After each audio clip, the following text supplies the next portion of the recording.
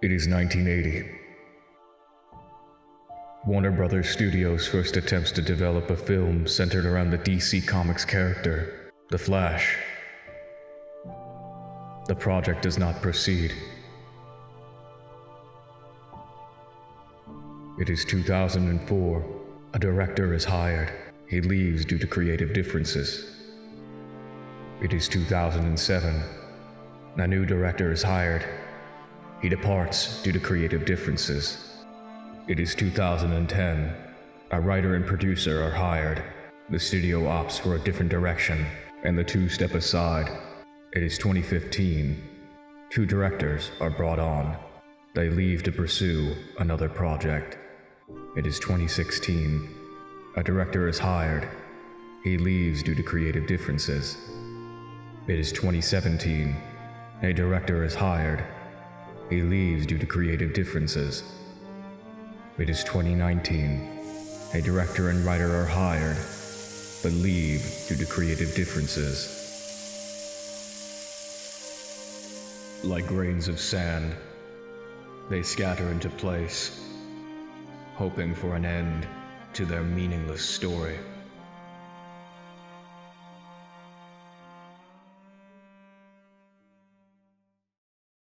When I was a kid in 2007, I remember watching this one cartoon you might have heard of.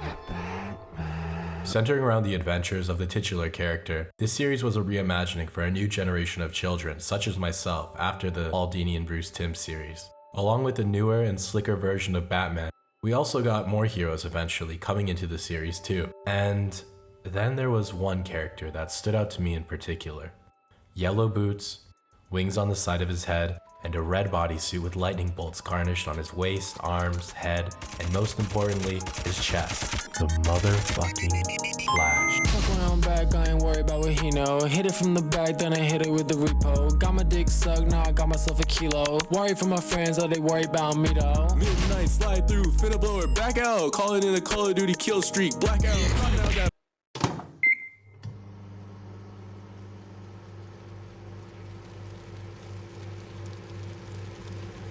Super speed is something that has the potential to be cinematic gold, and everyone first saw that when Evan Peters' Quicksilver ran across the walls in X-Men Days of Futures Past, directed by Human Scum. Yes, as comments from my Black Adam video told me, Quicksilver wasn't the first live-action on-screen speedster to use this specific effect. Over the Hedge, the animated film about woodland creatures, did it first.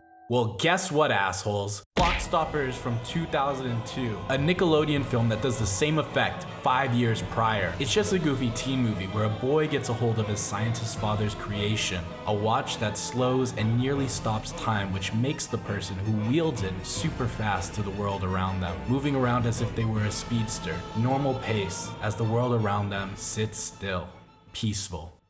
But enough about that, let's move on. A film centered around the Flash has always been in some stage of production, but how did we get here?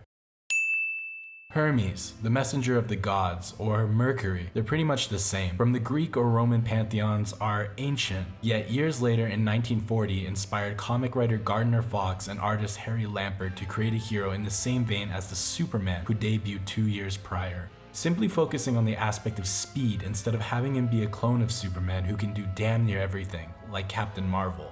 He was a college football athlete who happened to be working with chemicals, and as everyone knows, when working with chemicals is the best time to light up and smoke a cigarette. This causes an accident, giving him his powers. Fast forward a bit and he dons his iconic Hermes-inspired winged helmet, red shirt with a lightning bolt, and thus the first Scarlet Speedster was born, Jay Garrick. His run through the golden age of comics was nothing to scoff at until the end of World War II, when sales were declining and so it was time to try something new. Barry Allen, the next in line to hold the title of the Flash and bring in the Silver Age of comics. Arguably the most popular DC speedster to hold the title due to having been adapted most often in recent DC media. His story, like Jay's, is similar, but this time he's a police forensic scientist working in a lab when instead of lighting a cigarette, a lightning bolt comes crashing down on him, exposing him to chemicals, giving him his superhuman speed. Over time, the comics retconned his origin to have his mother be murdered by the time-traveling Reverse Flash, framing Barry's father as the killer. So he's sent to jail, thus igniting Barry's motivation to pursue a career in forensic science to one day hopefully vindicate his father. This is the modern day version of the Flash most, if not everybody, is familiar with. The later version of the Flash, Wally West, is beloved by comic readers and many people who grew up with the Justice League cartoon. But for some odd reason, DC really wants Barry Allen to be the Flash that you know. He's been the Flash that DC has been wanting to make some sort of live action adaptation for decades, and by decades, I mean nearly 50 fucking years. This video is not going to include animated features, we are only going to look at live action adaptations and appearances. So let's take a journey together, starting at the beginning, through all the bumps, attempts, and iterations, then finish off with the final film we got in 2023, which, as we know by now, is one of the biggest box office bombs in cinema history. And in the end, I want to say why it has a special place in my heart.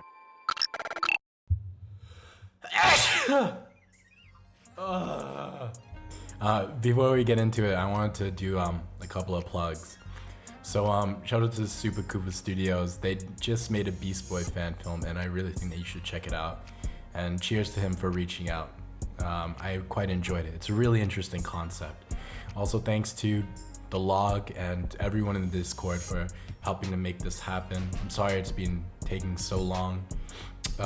Yeah, thanks. And also thank you to Neb. I really couldn't have done this without their thread on Twitter, and I'm very thankful that they let me use this. If you watched the last Black Adam video, it really means a lot, and I hope you enjoy this video, so thank you. Well, let's get into it. Legends of the Superheroes. The Flash first appeared in live action in Legends of the Superheroes from 1979. 2 hour-long episodes, one a variety show and the other a roast. It served as an adaptation of sorts of Hanna-Barbera's Super Friends, which was an animated series that aired around the time. Led by Adam West's Batman, and which is on the level of the Star Wars Holiday Special, which is not very good. There's only a few clips of it on YouTube, but thanks to my Discord, I was able to find a full copy. The 2 parts are out of order, but it won't make any difference.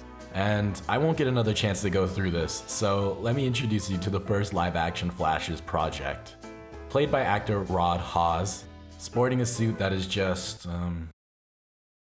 well, it's fine for the era. He plays the Flash alongside a roster of other super friends, including Shazam or Captain Marvel, Green Lantern, Hawkman, the Huntress, Black Canary, and of course, Adam West and Burt Ward's Batman and Robin.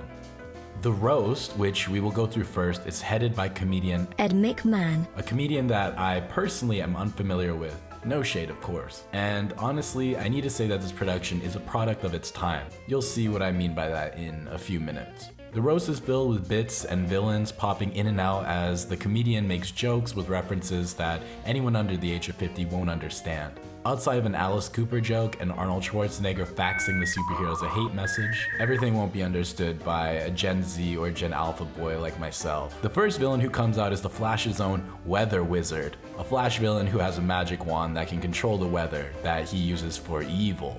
And he does a bit where he causes a huge storm on the set, and it actually looks super impressive. Like, it looks like the set and all the actors are being absolutely blasted in the face for this stupid joke. The Flash does stop him by running, or well, it looks like teleporting over to the Weather Wizard, but the comedian gives the Flash an umbrella. He then hands the Weather Wizard said umbrella, and he's just like, oh, okay, I'll take this. And the rain continues on him, womp womp. We get no conclusion, because a commercial break happens. The rest of the roast barely has any more Flash appearances, but when the hell am I gonna be able to talk about this? So let me tell you the rest of this bullshit. Hawkman's mother comes out and nags him. He said he'd definitely come home for the holidays. So what happened? Christmas he didn't come home, New Year's, no sign of him. Easter came and went. Finally, he shows up on Thanksgiving. Says hello to the turkey and leaves. Where have you been? I've been looking all over for But listen here, this is where things go from oh okay to oh my, is this okay? Because they bring out a special guest. That aren't as well known, especially in the minority areas. Now we have one of those superheroes with us here tonight. We're introducing, ladies and gentlemen, Ghetto Man. Ghetto Man. Yeah. Relating to the Flash, he does make a joke about him. And there's the Flash over there. Oh no, he's over here. They all look alike to me. What seems to be very much 70s white man's idea of black comedy, because his jokes all boil down to, I'm black and you're all white, which is correct, but having the only black superhero in this be an original character named Ghetto Man is questionable. The character was created by Bill Carruthers and Sheldon Moldoff, the former being an African-American man himself, but also gives me the thought that the caricature is on the nose on purpose. A friend of mine did have a theory about this joke. Weather wizard, man, y'all think he's a big deal? That ain't nothing. A real weather wizard is a cat that can make it through a Chicago winter with no heat. I was under the impression that since it's the 70s and white people wouldn't know much about the crime rates in Chicago outside of the news perhaps, the joke here was that the lower class in Chicago, a cold city in the winter, are quote-unquote weather wizards because they can live through the cold, as they can't afford heat. What does that say about my own biases that I just assumed they were referring to people being poor? I'm not sure. But my friend was adamant on the fact that the joke meant that you won't survive in Chicago, a city notorious for its crime rate, without heat. You know, slang for a gun. I understood his point, but I firmly believe that the crime rates in Chicago rise in the summer, not the winter. And I also couldn't believe that they would make a gun violence joke in this show for kids or young adults. But we landed on the conclusion that both of our understandings of the joke could be valid, and it served as a double meaning for different demographics. But this is just how we took it. From our own point of views, and with neither of us being African Americans, we may just be overanalyzing. But on an initial watch through, it didn't sit well, but on each subsequent rewatch, the joke feels more and more at home, I guess. On the wiki, his history is said that he did a stand-up comedy act and roasted the other white superheroes. Not an official wiki, but even here, there's an emphasis placed on his skin color being different from the rest of the heroes. Perhaps it's not my place to say, but I imagine if I was in the same situation, I don't know if I'd be totally comfortable writing a comedy routine based solely around harmful stereotypes of any race, let alone my own.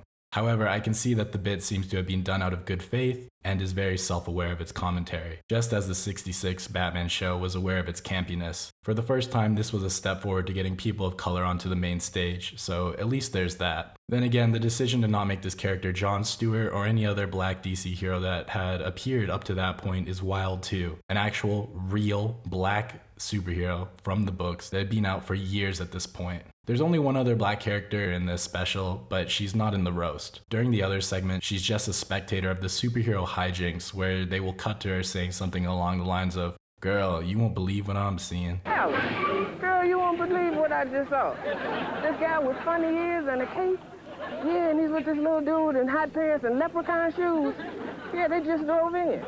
She serves as a stand-in for the audience. All of this is stupid, and that's okay, because we're acknowledging it. On the DC fandom wiki under powers and abilities, his abilities include dancing, jive talking, and when he says the name Kareem, he can fly. Dig y'all later.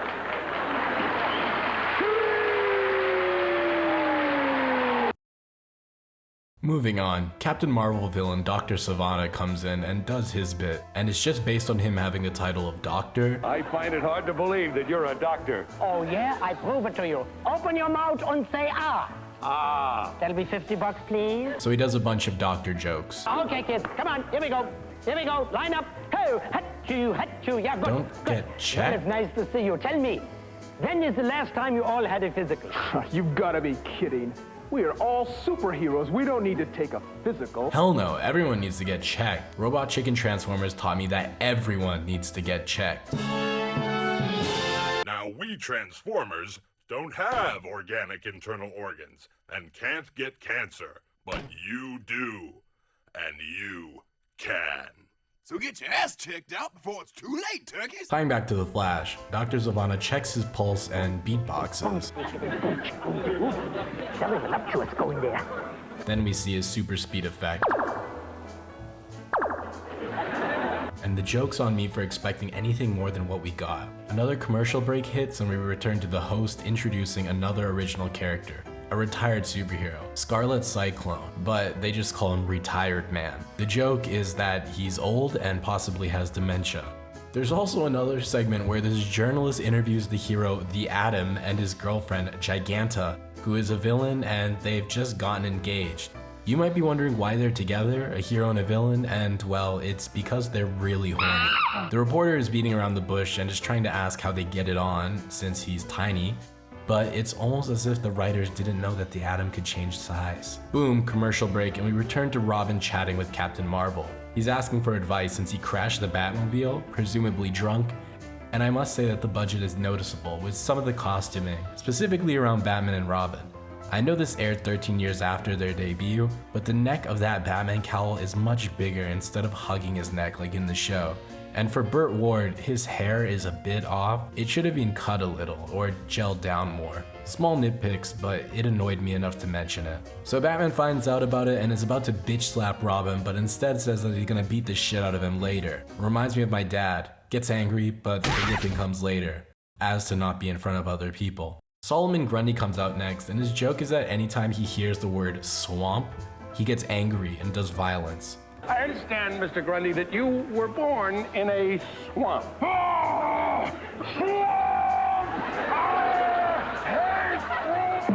Ed tries to change the topic, but like Batman 66, illogical jumps are the only logical choices in this world. Have you ever been to the Sahara Desert?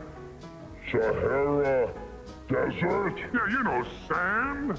Oh, sand, yeah. Like beach, yeah, like at the beach. Near ocean, yeah. Water in ocean. Water in ocean. Swamp have water. Hey, swamp. The next villain to enter, to an applause of boos, is Sinestro, and immediately Green Lantern stands up and is like, "Get the fuck out of here!" Which is met with a blast, throwing him across the room. If this was an Irish pub, everyone would be up and starting a full-on brawl, but the heroes remain seated so Sinestro can tell his jokes. After one too many jokes, Green Lantern gets up and blasts him, and everyone cheers. The next guest is Captain Marvel villain, another one, Aunt Minerva, a really horny old lady who is looking for a new husband. So she pulls out a fucking handgun and makes the heroes line up so she can pick a husband. Bear in mind, at least two of these heroes are bulletproof, and one of them is fast enough to outrun a bullet. But fuck, it's an old lady with a revolver. What are you gonna do? You know? She inspects them all, and apparently her and Batman have had sex before. Batman! Oh! My gosh! Oh, we meet again! Oh, do you remember that night in the Batcave? You gave Robin a quarter and you sent him to the movies. She now has two revolvers and makes the comedian officiate the wedding between the old hag and Captain Marvel. Again, Captain Marvel is bulletproof. She kisses him. Also, keep in mind, Captain Marvel is a kid. He might be transformed into an adult, but he's still a child. She then says Shazam and becomes sexy and leaves, to the dismay of everyone. This also means that Batman had sex with her as an old lady, not the young version. And how did she steal his powers? Who cares? We get another commercial break. The next villain to come is Mordru. He does a musical number that is ended by Batman giving him a cream pie to the face. The comedian says goodnight to the viewers and says Kareem and flies out. It doesn't sit right with me, but I guess it's kind of like when you make a shot and say Kobe. But to me, this feels off. Anyways, all of this was just within the first hour. The other hour is titled The Challenge, which is a story of the Legion of Doom, led by Mordru, a character that I thought was an original addition, similar to Ghetto Man and Retired Man, but actually has roots in the comics. The Legion of Doom is made up of all the villains from The Roast, Weather Wizard, Giganta, Sinestro, Solomon Grundy, Dr. Sivana, and the Riddler. Dr. Sivana has made a device that will kill the entire world except for the bad guys within 1 hour, the same length as the special. So the heroes head out to stop them. We can see the Flash wobble his way out the door, but we don't see him run off the same as the other heroes. Some notable moments from the hour are Batman and Robin getting into a scuffle with Solomon Grundy, pretending to be a mechanic at a gas station. Green Lantern shoots himself with his ring to teleport. Batman and Robin wasting precious minutes trying to get a good deal on a used car from the Weather Wizard. And fuck, can you look at those prices? A car for $400? Could you imagine? Also, Batman mentions that he left his credit card in the Batmobile. Great. Give him the money, Batman. Oh, but I can't. I left my credit cards in the Batmobile. So, this is groundbreaking. George Clooney's Batman wasn't the first to have a fucking Bat credit card. Bat credit card! Eventually, Black Canary calls the heroes together to the gas station, and we get a brief moment of the Flash, whose running effect is just a red dot and him disappearing. He runs and stands there in front of a couple having a picnic, frozen like an idiot, then zap, he's gone.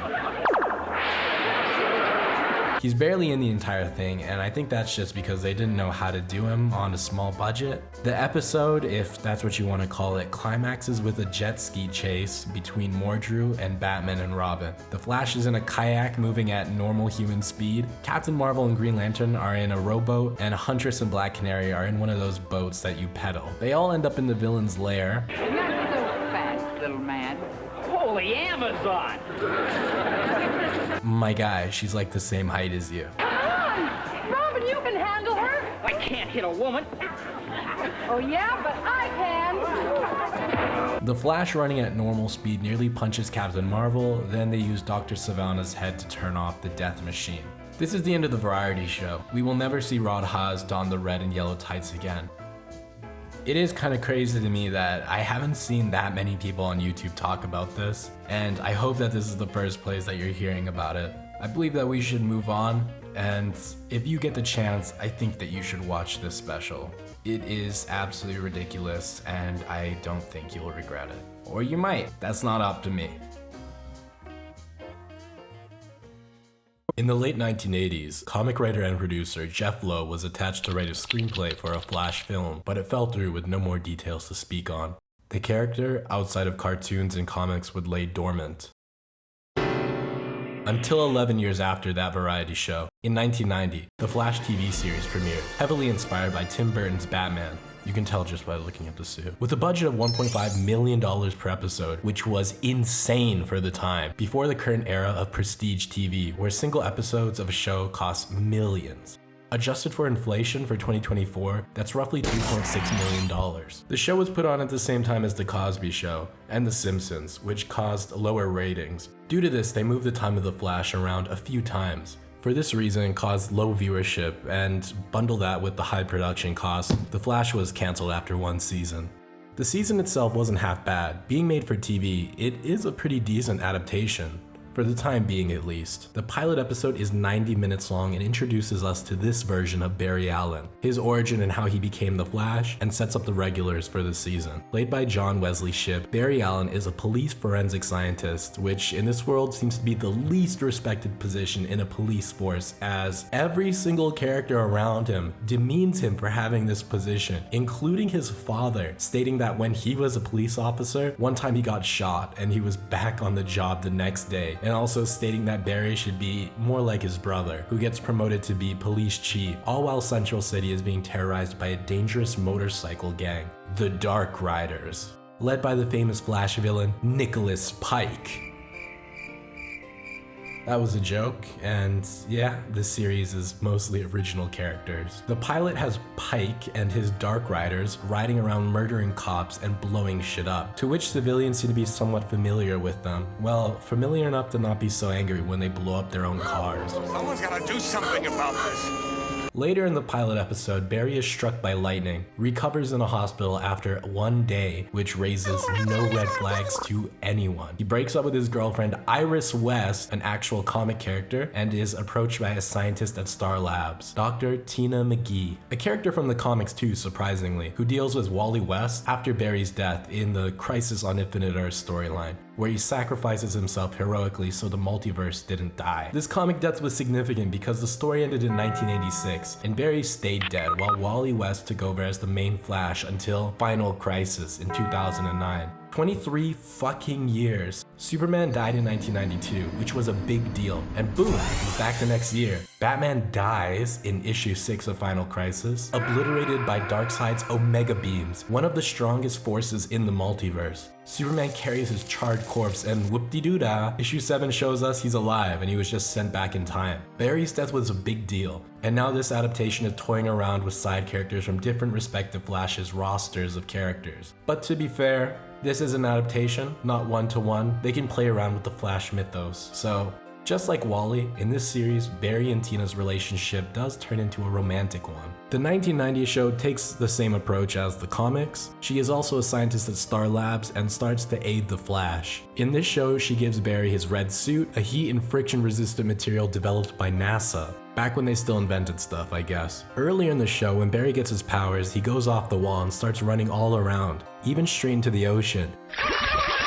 And with some training with Tina, Barry learns how to properly use his speed and nearly kills her when running at super speed. He runs and picks her up from a complete stop, which I think would kill a real person. Her internal organs should be red mashed potatoes. Speaking of mashed potatoes, this Barry needs to eat a lot. His metabolism is just as fast as he is, so he's always eating shit. Later in the pilot episode, his brother Jay Allen is murdered by the Dark Riders, which prompts Barry to get his revenge, ordering Tina to put a mask and gloves on the suit alongside his iconic logo, which he dons to take out the Dark Riders without being recognized or leaving fingerprints. Along the way, he shares more similarities to Batman. Don't kill me, man! Don't kill me! Don't kill me, man! I'm not going to kill you. I want you to do me a favor. I want you to tell all your friends about me. What are you? I'm Batman. He intimidates one of the Dark Riders, showing up anywhere they run to, and later in the episode interrogates one, maskless, and he refers to the Flash himself almost as if he was a ghost or a demon, which scares them enough to give up information. This Flash would fit right at home beside Tim Burton's Batman. I mean, look at them. The muscle definitions, the suits, and the score was done by Danny Elfman as well. The Flash does get his revenge in the end, not by murdering Pike as Batman murdered the Joker, but by turning him into the cops, establishing him as Central City's premier crime fighter. The pilot is 90 minutes, but each subsequent episode is roughly around 45 minutes long. And 22 episodes in total. Wait, what? This thing ran for 22 more fucking episodes? At $1.5 million each episode? That's $33 million for a TV show in 1990. For comparison, 1989's Batman had an estimated budget of $35 million. The thought of replicating Batman's success on TV is not too far out there, but slotting it against the biggest shows on at the time was the kiss of death for it, for sure.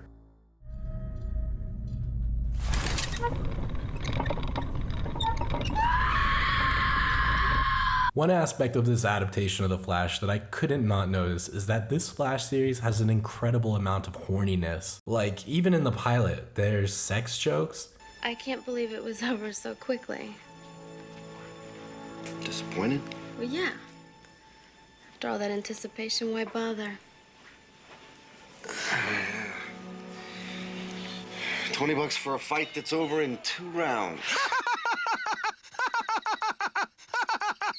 Barry is constantly having chemistry with every woman that crosses his path. And I don't know how many of you were thinking it, but this Flash never goes out of its way to show full on-screen penetration. This was a network show after all. I could rip off your teeth with my teeth. I'm gonna squeeze your butt till they pop.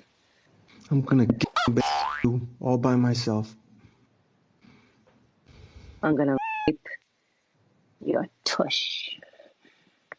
And sadly, we would never see season 2, which reportedly would have started with a battle between the Flash and some of his more famous rogues from the books that debuted in the previous season, such as Captain Cole, an albino man with a freeze gun, Mirror Master, a guy who uses holograms that come out of tiny mirrors, and the Trickster, Mark Hamill, basically doing a more toned down Joker in a wackier costume. Professor Zoom is name dropped in an episode. What? You want me to do what?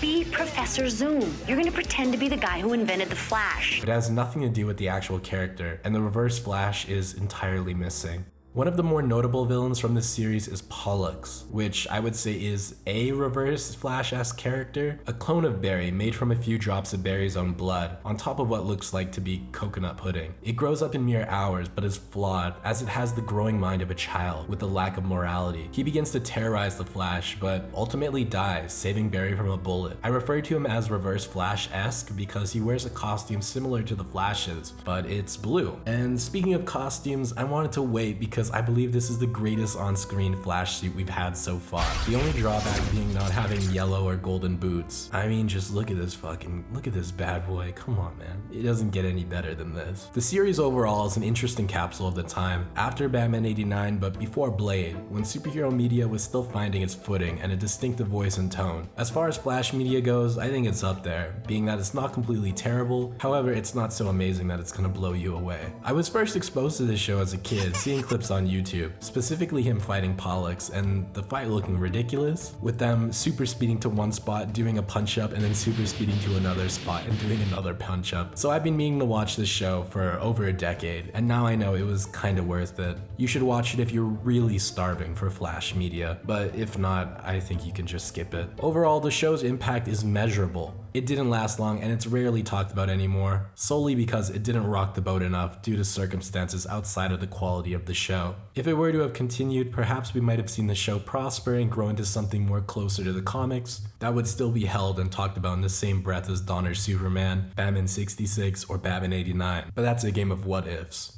Actually, after I've written this and now that I'm talking about it and recording it, this could have been on the same level as that Hulk TV show, but probably not. Ugh. This iteration came and died as fast as, well, The Flash. Moving on. The Flash didn't make another live-action appearance until 7 years later, in 1997, in which the first on-screen live-action Justice League adaptation premiered across the globe, but not inside the US because of its poor reception among critics. Much like the Flash TV show pilot, this film was a pilot for a series. The runtime of 86 minutes lasts for 86 minutes, and it's 86 minutes too long. The lineup contains Barry Allen as the Flash, Guy Gardner's Green Lantern, Ray Palmer's The Atom, Fire, Martian Manhunter, and during the film, Ice develops her powers and joins the team. For the past few years, I've been prejudiced against this film solely because of Mr. Sunday Movies' Nick and James in their series Caravan of Garbage. They covered this film, and since it's been released, I've watched this countless times, and James says, we've got Barry Allen as the Flash, or Barry Allen's the Flash. Sure. Job status, unemployed. He's... What? Yeah. That's the one guy whose job I know. He's a forensic I know, scientist. but he is also the definitively worst character in this on every level.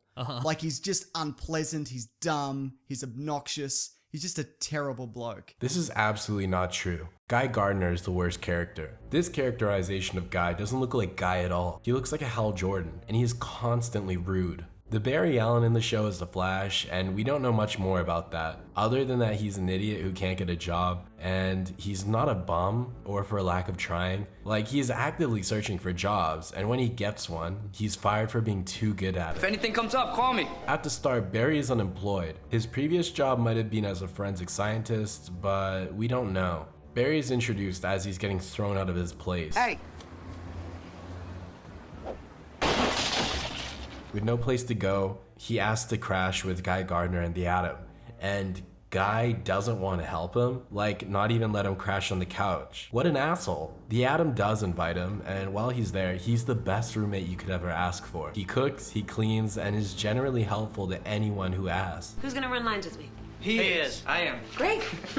His costume is not an improvement on the 1990s suit, as for some reason he has this weird plastic mold on the front of his head, and the lightning bolts are at a strange angle. The lighting, head sculpt, and kinda stumpy looking head come together and gives his face a weird expression. It's so good on you. That looks amazing. It just looks like it just, I don't know, there's something about it. It looks... At least his boots are yellow, I guess. He's not the protector of Central City or Keystone City. In this, all the heroes seem to be from the same place. New Metro City, generic American name city. It's not from the comics and was filmed in Vancouver, British Columbia, Canada, which is something that will be important as we'll mention it later on. The main villain of this piece is the Weatherman, who is basically just the Flash villain, the Weather Wizard, if he was a 90s businessman, big suit wearing type guy who was balding. In the movie, his name is Dr. Eno. The plot centers around the character of Ice, as she works at what seems to be a weather science company owned by Dr. Eno. We are introduced to each member of the League, as the main aspect of the show is smashed over the head of the viewer.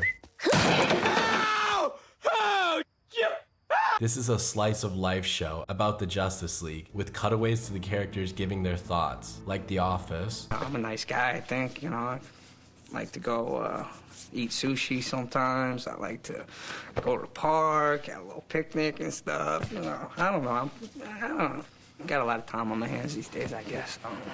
What the hell is wrong with you? And with this setup of middle-aged adults living together and having drama, kind of like Friends or Seinfeld, I guess. I've never seen them. They don't interest me. None of this adds up to a good show. There's far too many cooks in the kitchen, and none of them are chefing. The Weatherman launches an attack on New Metro City for reasons, and the Justice League launch into action. Our boy the Flash actually runs into the opposite direction of the tornado to completely stop it, all while the other members really do meddling stuff. The Atom helps an old lady get her cat, Fire saves some people from being trapped under concrete, and Green Lantern does something. Later on, Ice gets her powers, and the Justice League thinks she's the Weatherman and kidnap her, only to release her not so long after said kidnapping. Some more shenanigans happen, which all leads to her learning that her boss, Dr. Eno, is the Weatherman. So then she goes to the top of her building at work, and she sees her boss. He's got a giant 90s industrial grade video camera attached to a belt pointing to him when he's making demands as the weather wizard.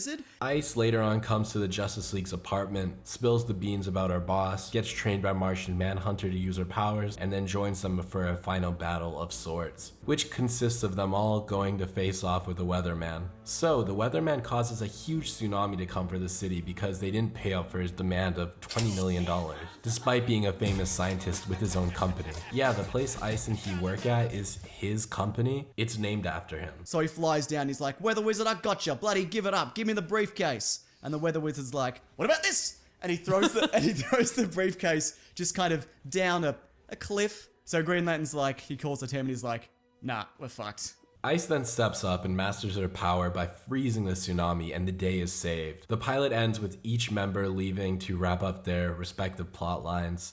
As far as the Flash is concerned, he started with no job and ended this with a job at a group home. Why? I guess because he saved those kids, so we're supposed to get the notion that he's good at handling kids. Through and through, this adaptation is one of the worst. The characterizations of each hero is the absolute worst and gets them wrong, hardly resembling the characters that they are supposed to be. And the storytelling decisions to have cutaway gags and have them all live in the same apartment, definitely with the purpose of imitating the popular sitcoms like Seinfeld or Friends. While admirable in that an attempt was made, perhaps this one shouldn't have gone past the first pitch. If you're a DC fan, I'd say this is worth a watch. A comedy, think of it like Batman and Robin. But outside of morbid curiosity, stay the fuck away from this.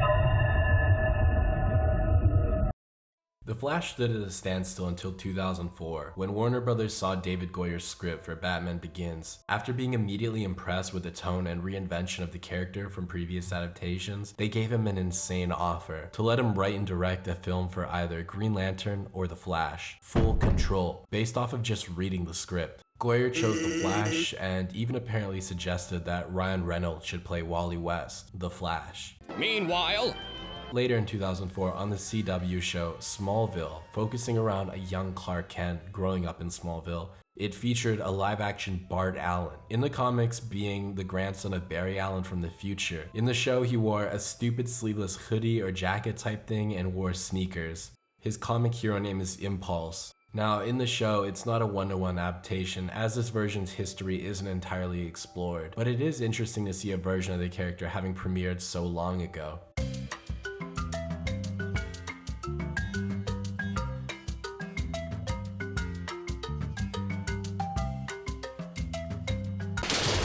And in later seasons, he would join the Smallville version of the Justice League. It wasn't until 2007 when Goyer announced on his MySpace that he was no longer working on The Flash due to creative differences. This ill omen is a sign of future events yet to come. Sean Levy, who is now known for directing Deadpool and Wolverine and the Ryan Reynolds GTA clone movie, had just come off of directing the 2006 smash hit Night at the Museum. Levy came aboard next to do the Flash film after Goyer, and it was reported that parts of Goyer's script were going to be incorporated. However, at the time, Levy was dedicated to the Night at the Museum franchise, so he eventually broke off with the Flash as well.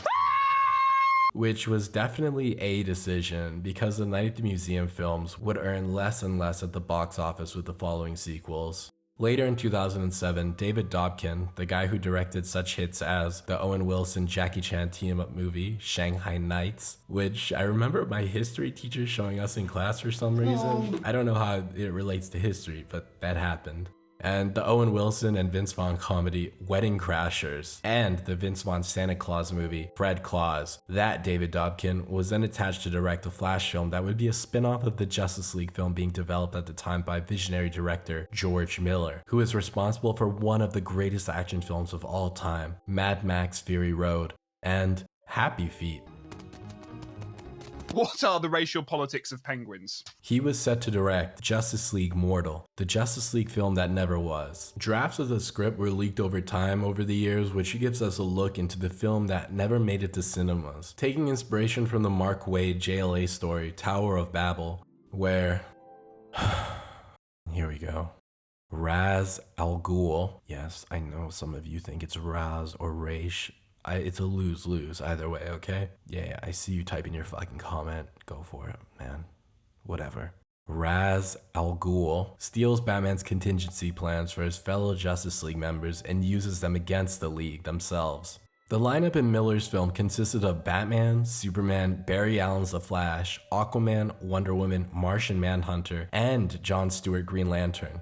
The film would have the central villain of Ra's changed to Maxwell Lord, who would also get a hold of Batman's contingencies for the League and uses them against the JLA, as his agenda is to control metahumans as they may be a threat to humanity as a whole. A notable aspect is that the characters in the film and the League itself are already somewhat established heroes with extensive histories, which is something that is rarely seen nowadays, as each new hero we are introduced to apparently needs their own solo film or series to set them up, inevitably before joining some sort of team and growing as a character. And even then, their growth may be nowhere close to or near where their comic counterpart is.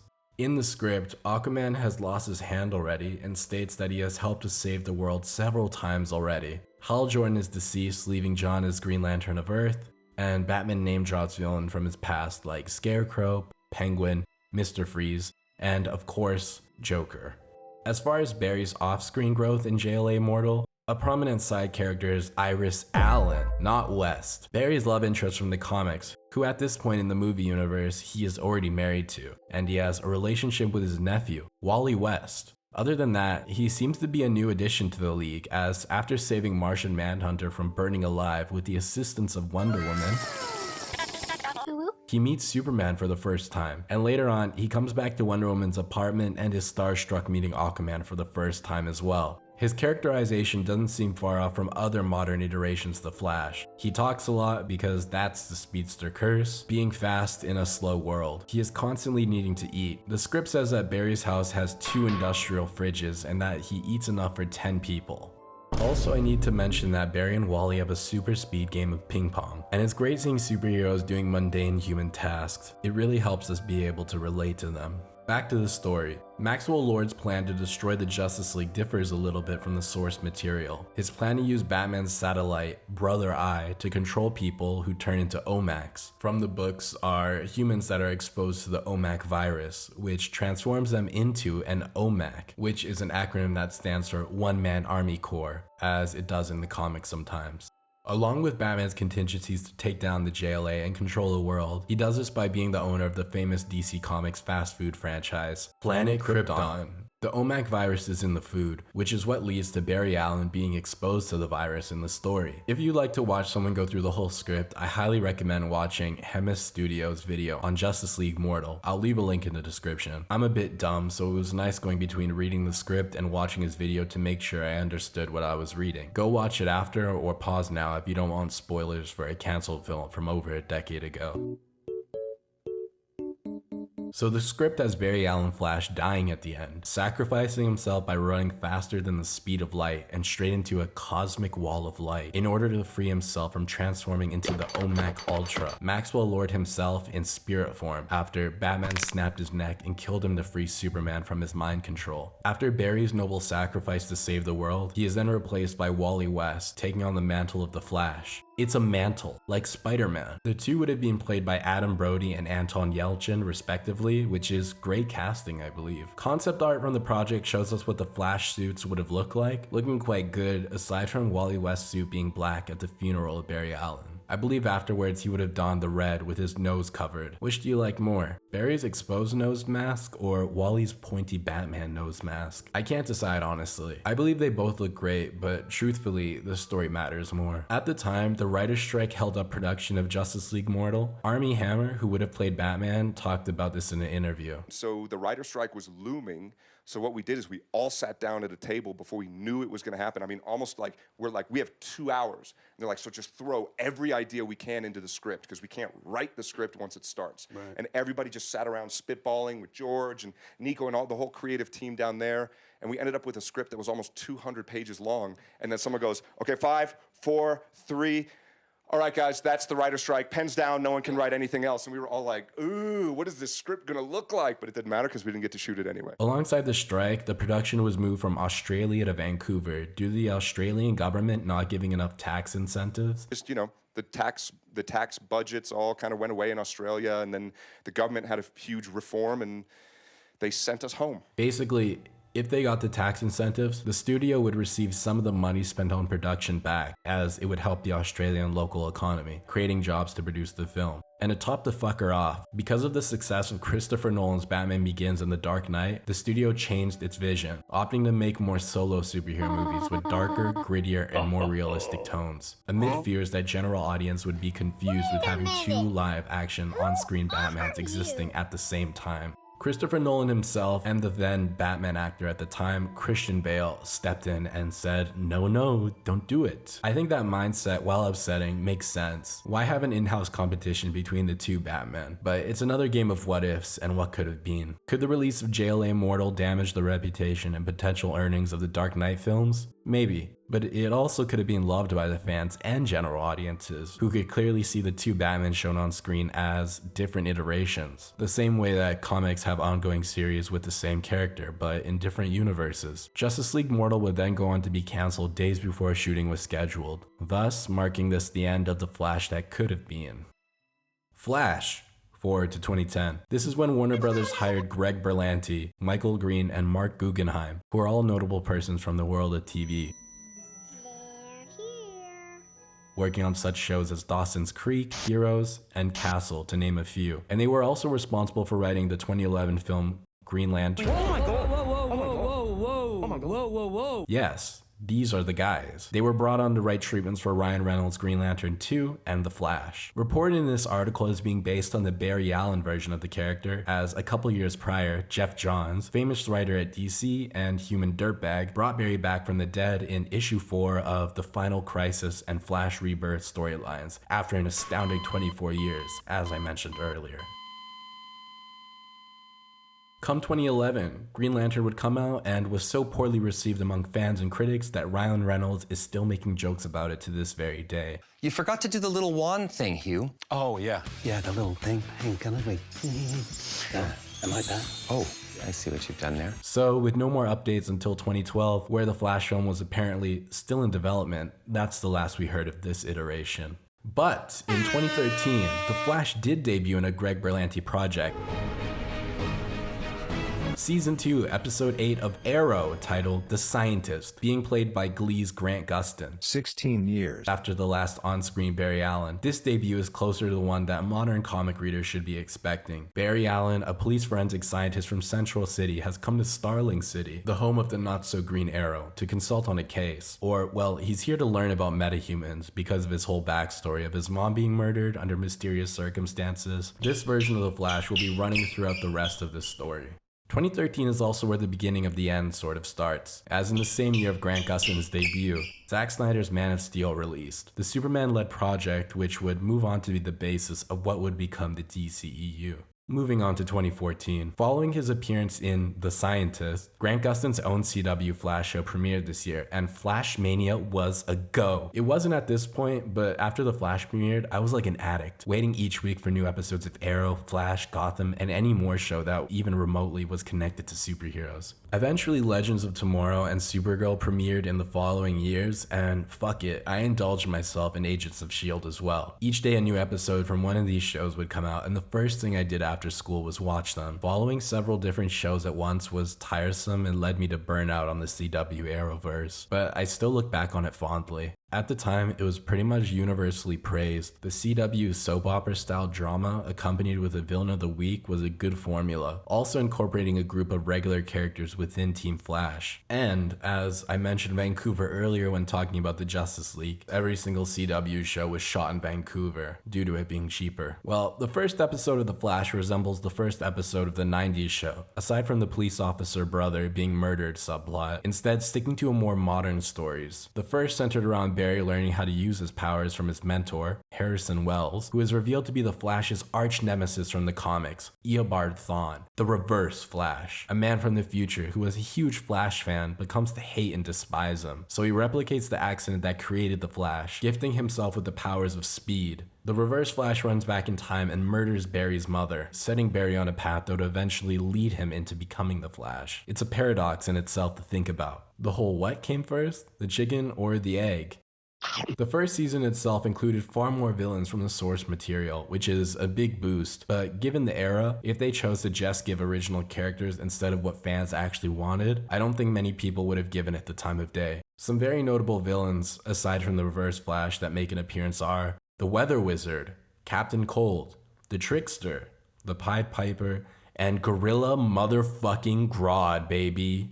While it's not my cup of tea, I wouldn't want to discourage anybody from giving it a go if they never have. I don't want to spend too much time dwelling on this show as well, but I'd recommend watching Madvikid's videos on each season. It's a good refresher, and it will save you a lot of time because each season has between 19 to 23 episodes, aside from the final one with 13. At 40-ish minutes a pop, that's a lot of fucking time that I'm not willing to invest.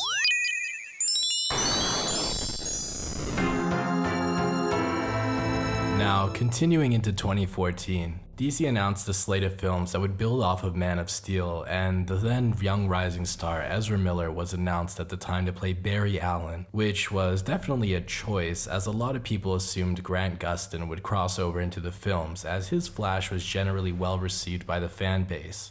The studio and the creative team, however, had something else in mind. When I said rising young star, it was kind of an understatement. Ezra had been part of several films at this point, with the notable ones being We Need to Talk About Kevin and The Perks of Being a Wallflower, the latter being the reason Snyder casted them. The problem with their casting at this point was yet to be fully realized, but there were early warning signs. One of the projects the young Miller was a part of was the film After School, directed by Antonio Campos, who you might know for having directed that Netflix movie starring Tom Holland, The Devil All the Time, where he does a southern accent and kills the Batman for reasons I will not say. She came to me saying she got that way from some boy. Don't fucking lie to me! Lies. The lies are hers. The director openly, on record, I may add, in an interview, said he casted Ezra because they weren't a virgin and smoked cigarettes. Weird behavior, as I can't imagine myself wanting to hang around kids, but perhaps it's different in the filmmaking scene, where you need to develop a relationship with your actors. Even with this, it's still weird looking at it from an outside point of view, but let's leave Ezra at this for now. A year later, James Wan, the groundbreaking director behind horror heavy hitters like Saw, The Conjuring, and later Malignant, hugely underrated, don't watch the trailer and just go in blind, then come back and thank me.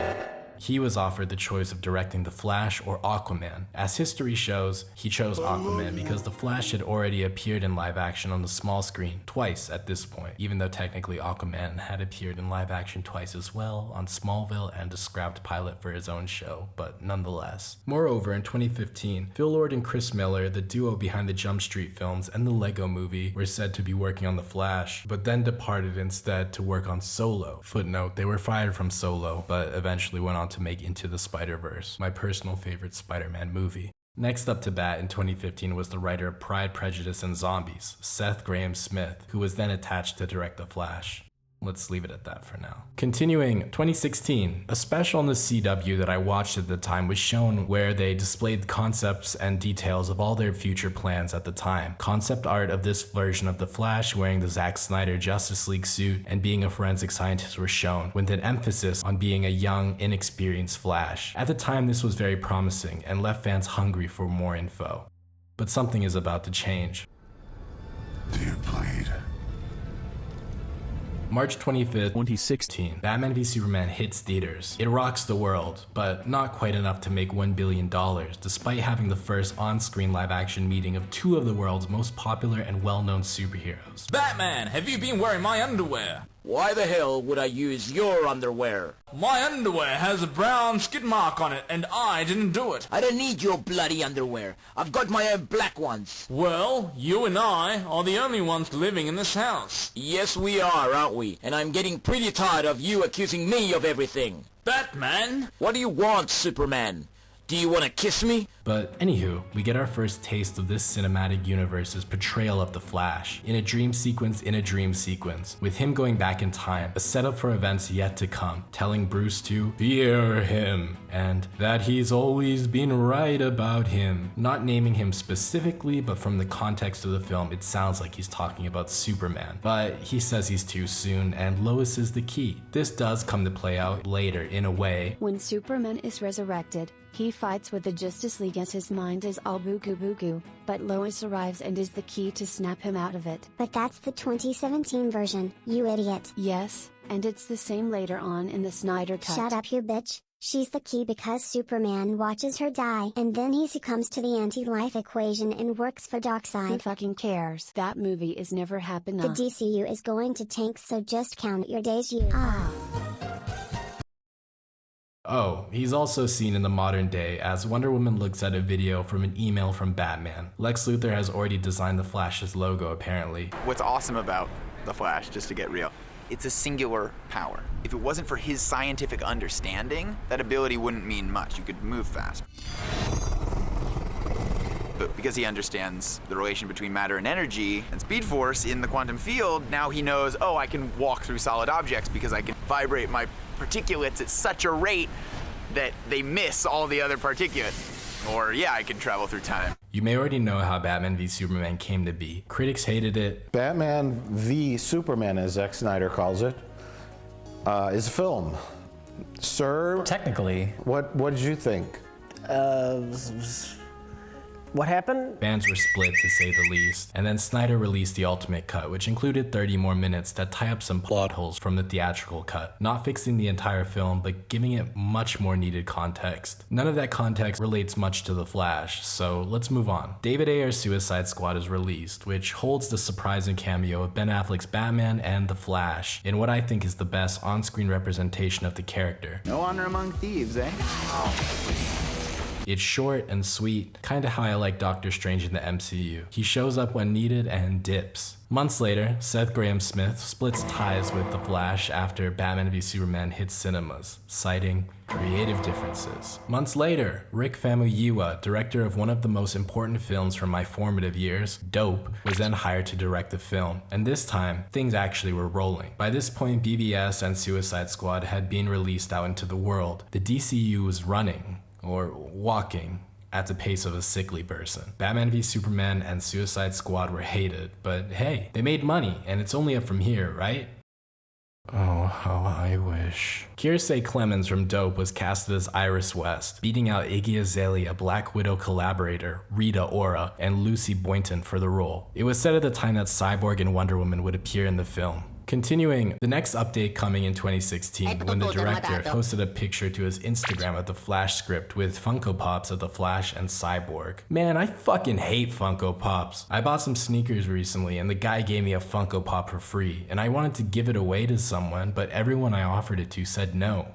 Never mind. So his script was said to be more of a film around the Flash's friendship with Victor and him facing off against some of his more notable rogues like Captain Cold and Golden Glider, both characters having debuted in the CW Flash show at this point already. Furthermore, there is said to be a storyline about the Flash facing off against police corruption and doing super speed battles with the rogues. The film would have ended in a final battle with the Flash and Cyborg facing off against Captain Cold and Golden Glider, who would have died, igniting Captain Cold's hatred and desire for vengeance against the Flash. After that, Lex Luthor from Batman v Superman would break Captain Cold out from jail and recruit him for his evil Justice League or whatever the fuck he was doing. It also said that the script has a heavy emphasis on the Flash calorie counting to make sure he has enough power to do his super speeding. I think that that's a great idea, not having him being able to run all the time. I should say that despite the script never having been fully leaked, multiple sources state that this is pretty much what the film would have been like. And everything seemed to be a go. But this is Warner Brothers we're talking about here, so it was another shock when Rick Famuyiwa left the film, citing, say it with me, creative differences. As the studio searched for the next director to kick in the groin, it was reported on that The Flash was to get a page 1 rewrite. For those not in the know, that doesn't mean the writers only rewrote the first page. It means they would need to rewrite the script starting from the first page, essentially meaning ditch the old shit and write a whole new fucking script. During this time, the studio approached several directors: Robert Zemeckis of Back to the Future and Forrest Gump fame, Matthew Vaughn, the director of The Kingsman and the best Team X-Men film, First Class, Jordan Peele, hot off of Get Out, and even Ben Batman Affleck. These are just some of the names that were in the ring. Then, at Comic-Con 2017, they announced the Flash movie would just be titled Flashpoint, focusing on the story of the same name. Jeff Johns didn't give an answer on if Jeffrey Dean Morgan would reprise the role of Batman's father, Thomas Wayne from Batman v Superman, but as an alternate version of him who had been Batman in that alternate world, as he is Batman in the comic story of the same name. Despite Morgan showing interest in taking up such role, now I've learned that there's some comic series where Thomas Wayne is a Batman, like a Batman, Dad Batman or something. Yeah, are you going to be playing Paradox universe? Batman, Flashpoint Batman in the Flash movie?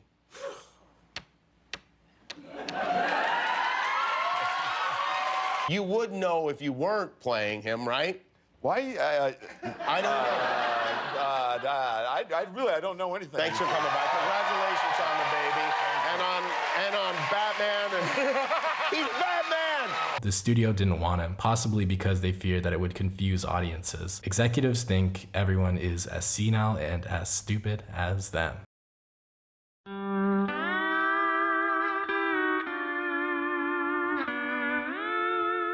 2017's Justice League is released to a floundering critical response and poor box office, coming off of the reported $300 million budget, only raking in around $661 million, over $200 million less than Batman v Superman. Zack Snyder's tragic departure from the project due to a personal loss in his family is definitely felt in the final product because of Joss Whedon's additional work. You see, Warner Brothers hired him to come in and finish what Zack had already started, but by finish, they meant to reshoot a ton of scenes and almost completely alter the tone and structure of the film, boring the common moviegoer and insulting the fans of Batman v Superman's darker tone.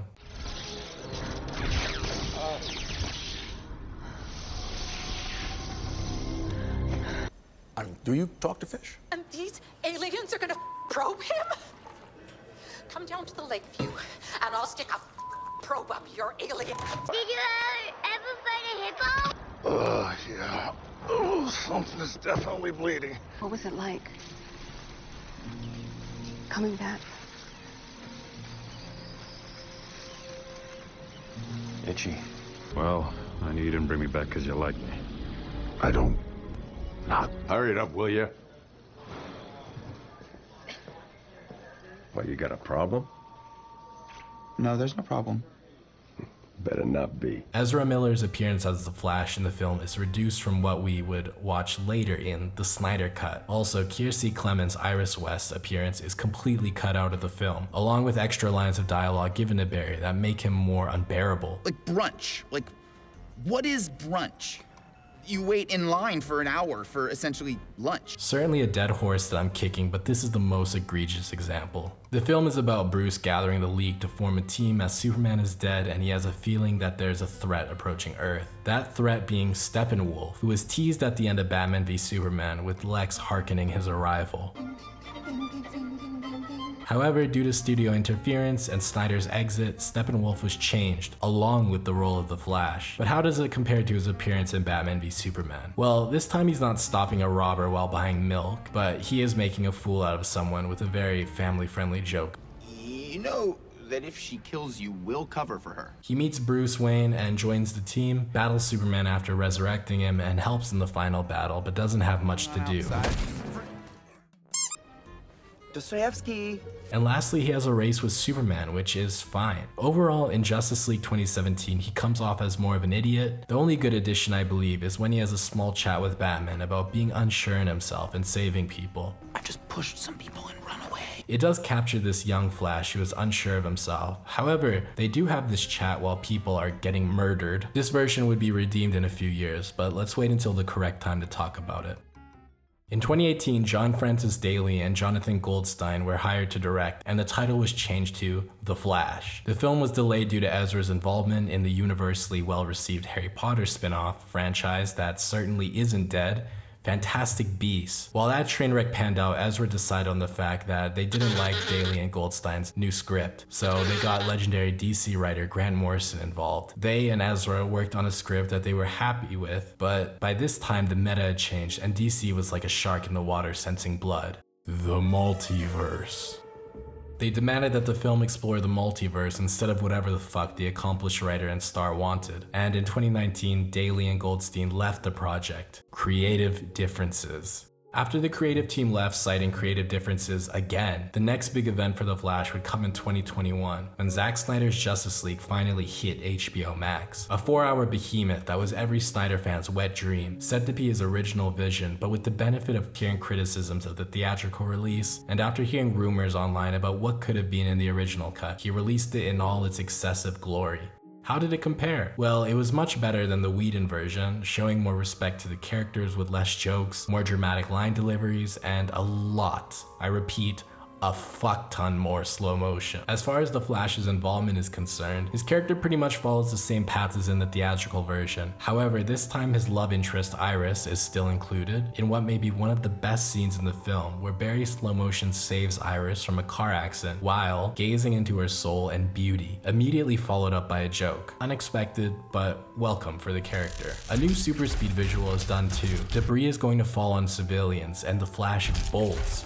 Literally. He moves so fast through smoke that he appears like a bolt of lightning, hitting away every piece before it kills the people, and it's unique and fucking awesome. A cool new idea. The film continues on as the theatrical version does, but fleshed out more, and his jokes and input are far less annoying. And in the end, this time, the Justice League actually lose to Steppenwolf, and the world is destroyed. But as it was set up earlier in the film, the Flash runs faster than he ever had at that point, runs faster than light and reverses time to save the day. His input towards the ending completely changes the context and meaning of the final battle, giving Barry an important role along with the other characters' roles, making them feel like a real team. The Flash entering the Speed Force was so incredible that it won an award at the 2022 Oscars. The Flash entering the Speed Force won the hashtag Oscars cheer moment, a totally legit award that is equal to an actual Oscar, as many people seem to say online. And it won legitimately and definitely wasn't rigged by bots. Overall, Zack Snyder's Justice League was a cool experiment in revisiting a film that was so torn apart by the studio, ultimately ending in such disappointment that created a campaign dedicated to resurrecting the corpse of the film, Frankensteining it with expectations, and delivering a product that's quality wasn't indicative of the enjoyment of the film, as it was decided by the fans before it was released that it was going to be good. A make-it-at-home oven pizza tastes delicious when you've been eating a plate of shit for years. I like it though.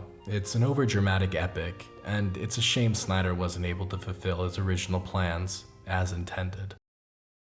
All of this Snyder Cut business was going on while The Flash was still without a director. Luckily for Warner Brothers, however, within the house, they were able to find a director who was passionate about the project and had already been proven to be able to handle a big budget film that was adored by critics and general audiences, and most importantly to them, made a metric fuck ton of money. Andy Muschietti, who had directed the 2017 It film and its sequel in 2019. I don't want to say remake because it isn't remaking the TV film and is doing its own thing, minus the weird sewer scene from the book. Along with now finding a solid director, they brought on a new writer as well, Christina Hodson, who had written Bumblebee and the Harley Quinn Birds of Prey long-ass title movie, another DC project, and a great one in my opinion. A July 2022 release date was set on the project and it seemed everything had finally fallen into place until the pandemic hit, so scheduling of the shoots had to be pushed earlier to account for it. The next big shocker was in 2020. It was reported that Michael Keaton was going to return as Batman in The Flash, which was certainly an unwelcome shock for me, as it would make the chance of the film being a multiverse story go from 0 to 100, and would probably also mean that we would be deprived of what could have been Jeffrey Dean Morgan's Thomas Wayne Batman. Alongside the bad news, Ray Fisher's Cyborg was also booted from the film, another bump in the road for the Justice League actor. The studio said it was because Fisher demanded more money for his role. However, they actually tried to make his role in the film smaller, labeling it as a cameo to justify his pay being a fraction of what it rightfully should have been. This is among other horrific things they've done. During the 2017 Justice League reshoots, after Snyder had left the project, Avengers director Joss Whedon was brought in to finish the film. As we know now, he was a pest before everything, and his antics continued behind the scenes, resulting in this instance being a toxic work environment where he would treat the cast poorly, including Fisher. His final role in the 2017 film was hardly anywhere close to what his character was supposed to do in the original script that we would later see in Zack Snyder's Justice League. With Cyborg out of the picture sadly, The Flash moved on. Later in 2020, it was confirmed Keaton was to reprise his role as Batman, and concept art of him alongside Ezra's Flash was shown at DC's Fandom event, an online showcase of what was to come as the dark age of the pandemic carried on. I watched DC Fandom in my auntie's basement while everyone in my family was scared to go outside. It was really interesting and unsurprisingly hasn't been replicated since. The return to greatness that DC promised was riveting. However, as we know now, it was half-baked and the only good project to come out of it was Matt Reeves' Batman. Lou Beetle was okay, but it was way too cookie cutter for me.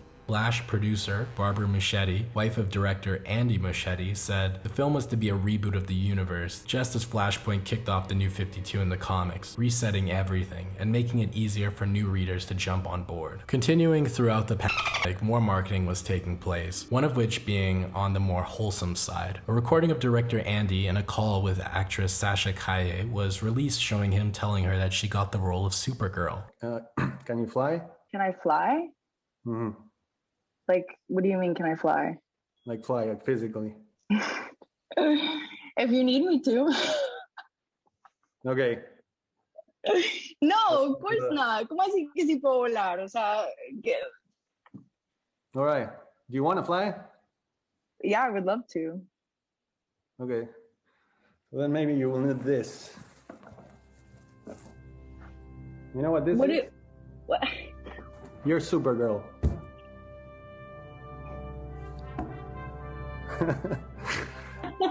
Felicitaciones. Muy bien.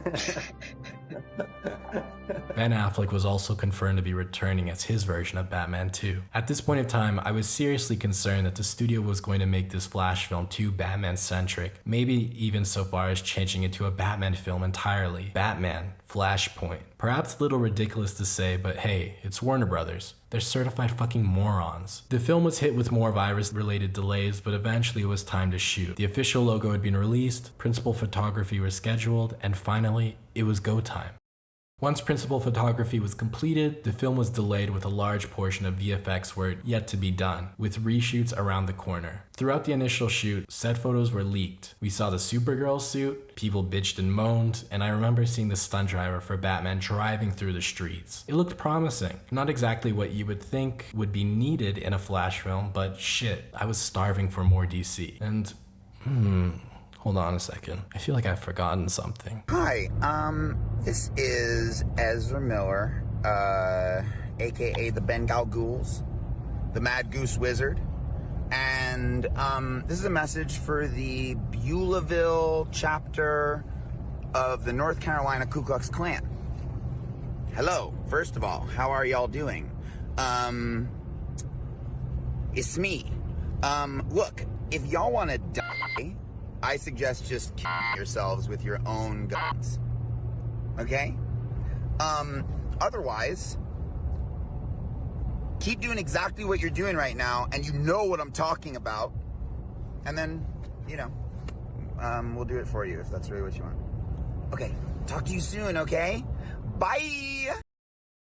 I suppose it's finally time to talk about the elephant in the kayak.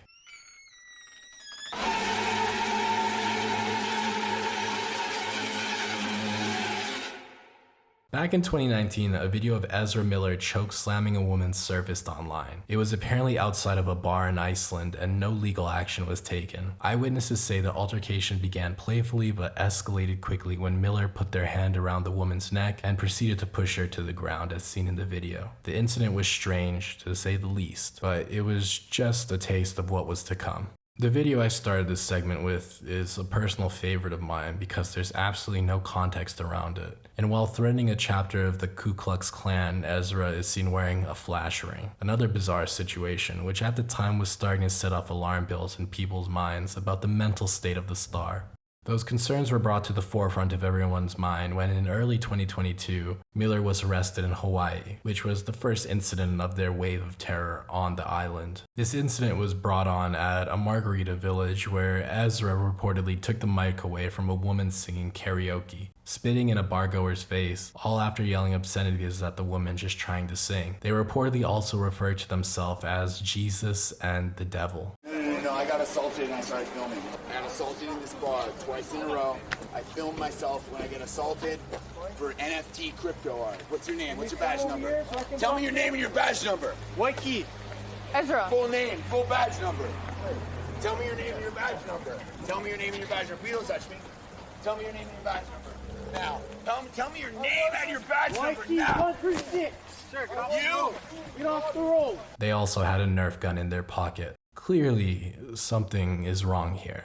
They were arrested and released on bail not too long after. There's video footage of the arrest and they seem to be just talking nonsense. The next month they were arrested again, this time for second-degree assault. After being asked to leave a private event, they threw a chair at a woman and hit her in the head, leaving a half-inch cut. Miller pled guilty to the previous charge and was fined $500 for the incident. A swift end to that, but sadly the story continues.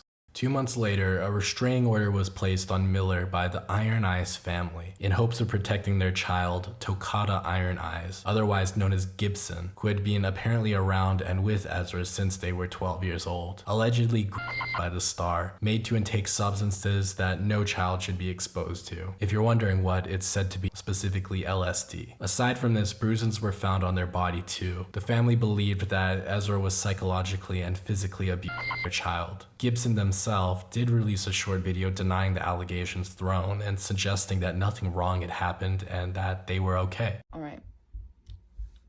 Hi guys. Hi folks. I've become aware that some people are saying that my statements were not written by me. I'd like to clarify that they are, in fact, directly from me. Nobody is controlling my Instagram account. I don't have a phone right now out of my own personal conviction. And honestly, it's really distressing. The narrative of the victim is not being granted any trust. I worked really hard to make really clear what was going on. And if the statements are too profoundly contrasting to whatever assumptions those of us have garnered and have chosen to carry, I'd like to say that it's nobody's business and that no one is owed a story or an outcome. This is my life. These are my decisions. And I'm disappointed in my parents and the press in every way. All this time as well, the police were actively looking for them and Ezra as their whereabouts were unknown. They were never charged with anything related to their relationship with Gibson, however, we can now only speculate. Elsewhere in the country, specifically Vermont, at one of Ezra's properties, their ranch was homing a mother of 3 young children who had escaped an abusive ex. She had met Ezra during their time in Hawaii. The mother stated that Ezra was helping them, giving them a safe place to live, but also reports stated that the 96-acre property was filled with guns out in the open. The children were aged 1 to 5 at the time, and the Rolling Stone article mentions that an anonymous source recalls a situation where one of the children was playing with a bullet in their mouth. The Vermont saga continued when Ezra was charged with theft and breaking and entering of a former friend's home. Ezra claimed they were cooking with their mother when they needed rice wine, so they entered the home of their friend, who, unknown to their knowledge, did not want to be friends with Miller any longer. Ezra took 2 bottles of wine and left. This was their last run-in with the law, as later in the month through Variety, Miller issued a statement saying they were beginning treatment for, quote, complex mental health issues. They also continued to apologize for their recent behavior and blamed it on a recent time of intense crisis. This was the end and last of any incident involving Ezra for the time being. The deafening silence from the studio, however, was very alarming to many, including myself. They never publicly condemned Miller's actions or made any statement on the matter. Outside of emergency meetings within Warner Brothers, there was never any overt reaction. This article states that they perhaps had 3 options. 1. Have Ezra go through treatment and publicly apologize on camera. 2. Release the film but withhold him, the main star of the project, from doing any press. Lastly, 3. Scrap the film entirely, write it off on their taxes, which seemed to be the worst option, but this was the same point of time when Warner Brothers completely scrapped a finished Batgirl film and used it as a tax write-off. Michael Keaton was in that film too. No matter what option they picked, a lot of people had soured on the idea of an Ezra Miller-led Flash project due to his actions. Warner Brothers' silence could be taken as not trying to draw more attention to the events, or perhaps they completely disregarded the situation entirely. Their lack of action is what I want you to hold in mind as we move on to the next segment.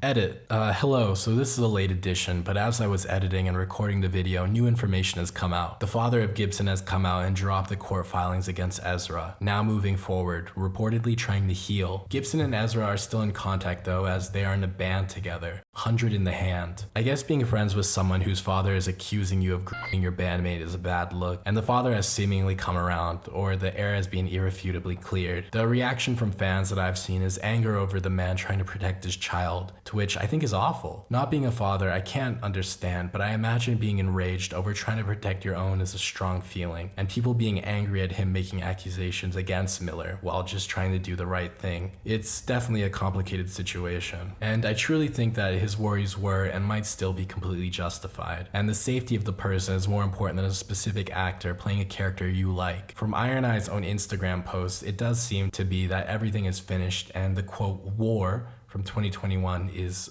done. Does this make this entire segment irrelevant? Perhaps, but Ezra's actions in Hawaii still happened, and the ranch situation still stands, so everything is not yet fully shut and dry. Lastly on this point, Ezra is a living human being, like you or I, and the signs of mental health issues were there, obvious as day. And as it may be easy and fun to dunk on them for their actions that are portrayed as entirely wicked and off the rails, but could also be taken as clear signs that someone needs help, we should still also be open to welcoming Ezra back and not completely shutting off someone during a time when they needed serious help and compassion from others. Mental health as an issue is still a topic that not everyone agrees upon, and Ezra, just as any of us, deserve the help they so desperately need or needed at the time, and demonizing them and laughing at them and making jokes at them isn't the solution. Making fun of people is easy, but admitting that they need help is hard, and things that are worth something take time and effort, so I'll leave it at that. Let's see where the story goes in the future, but I wouldn't count anything out just yet. But that brings the end of this segment. Anyways, back to the video.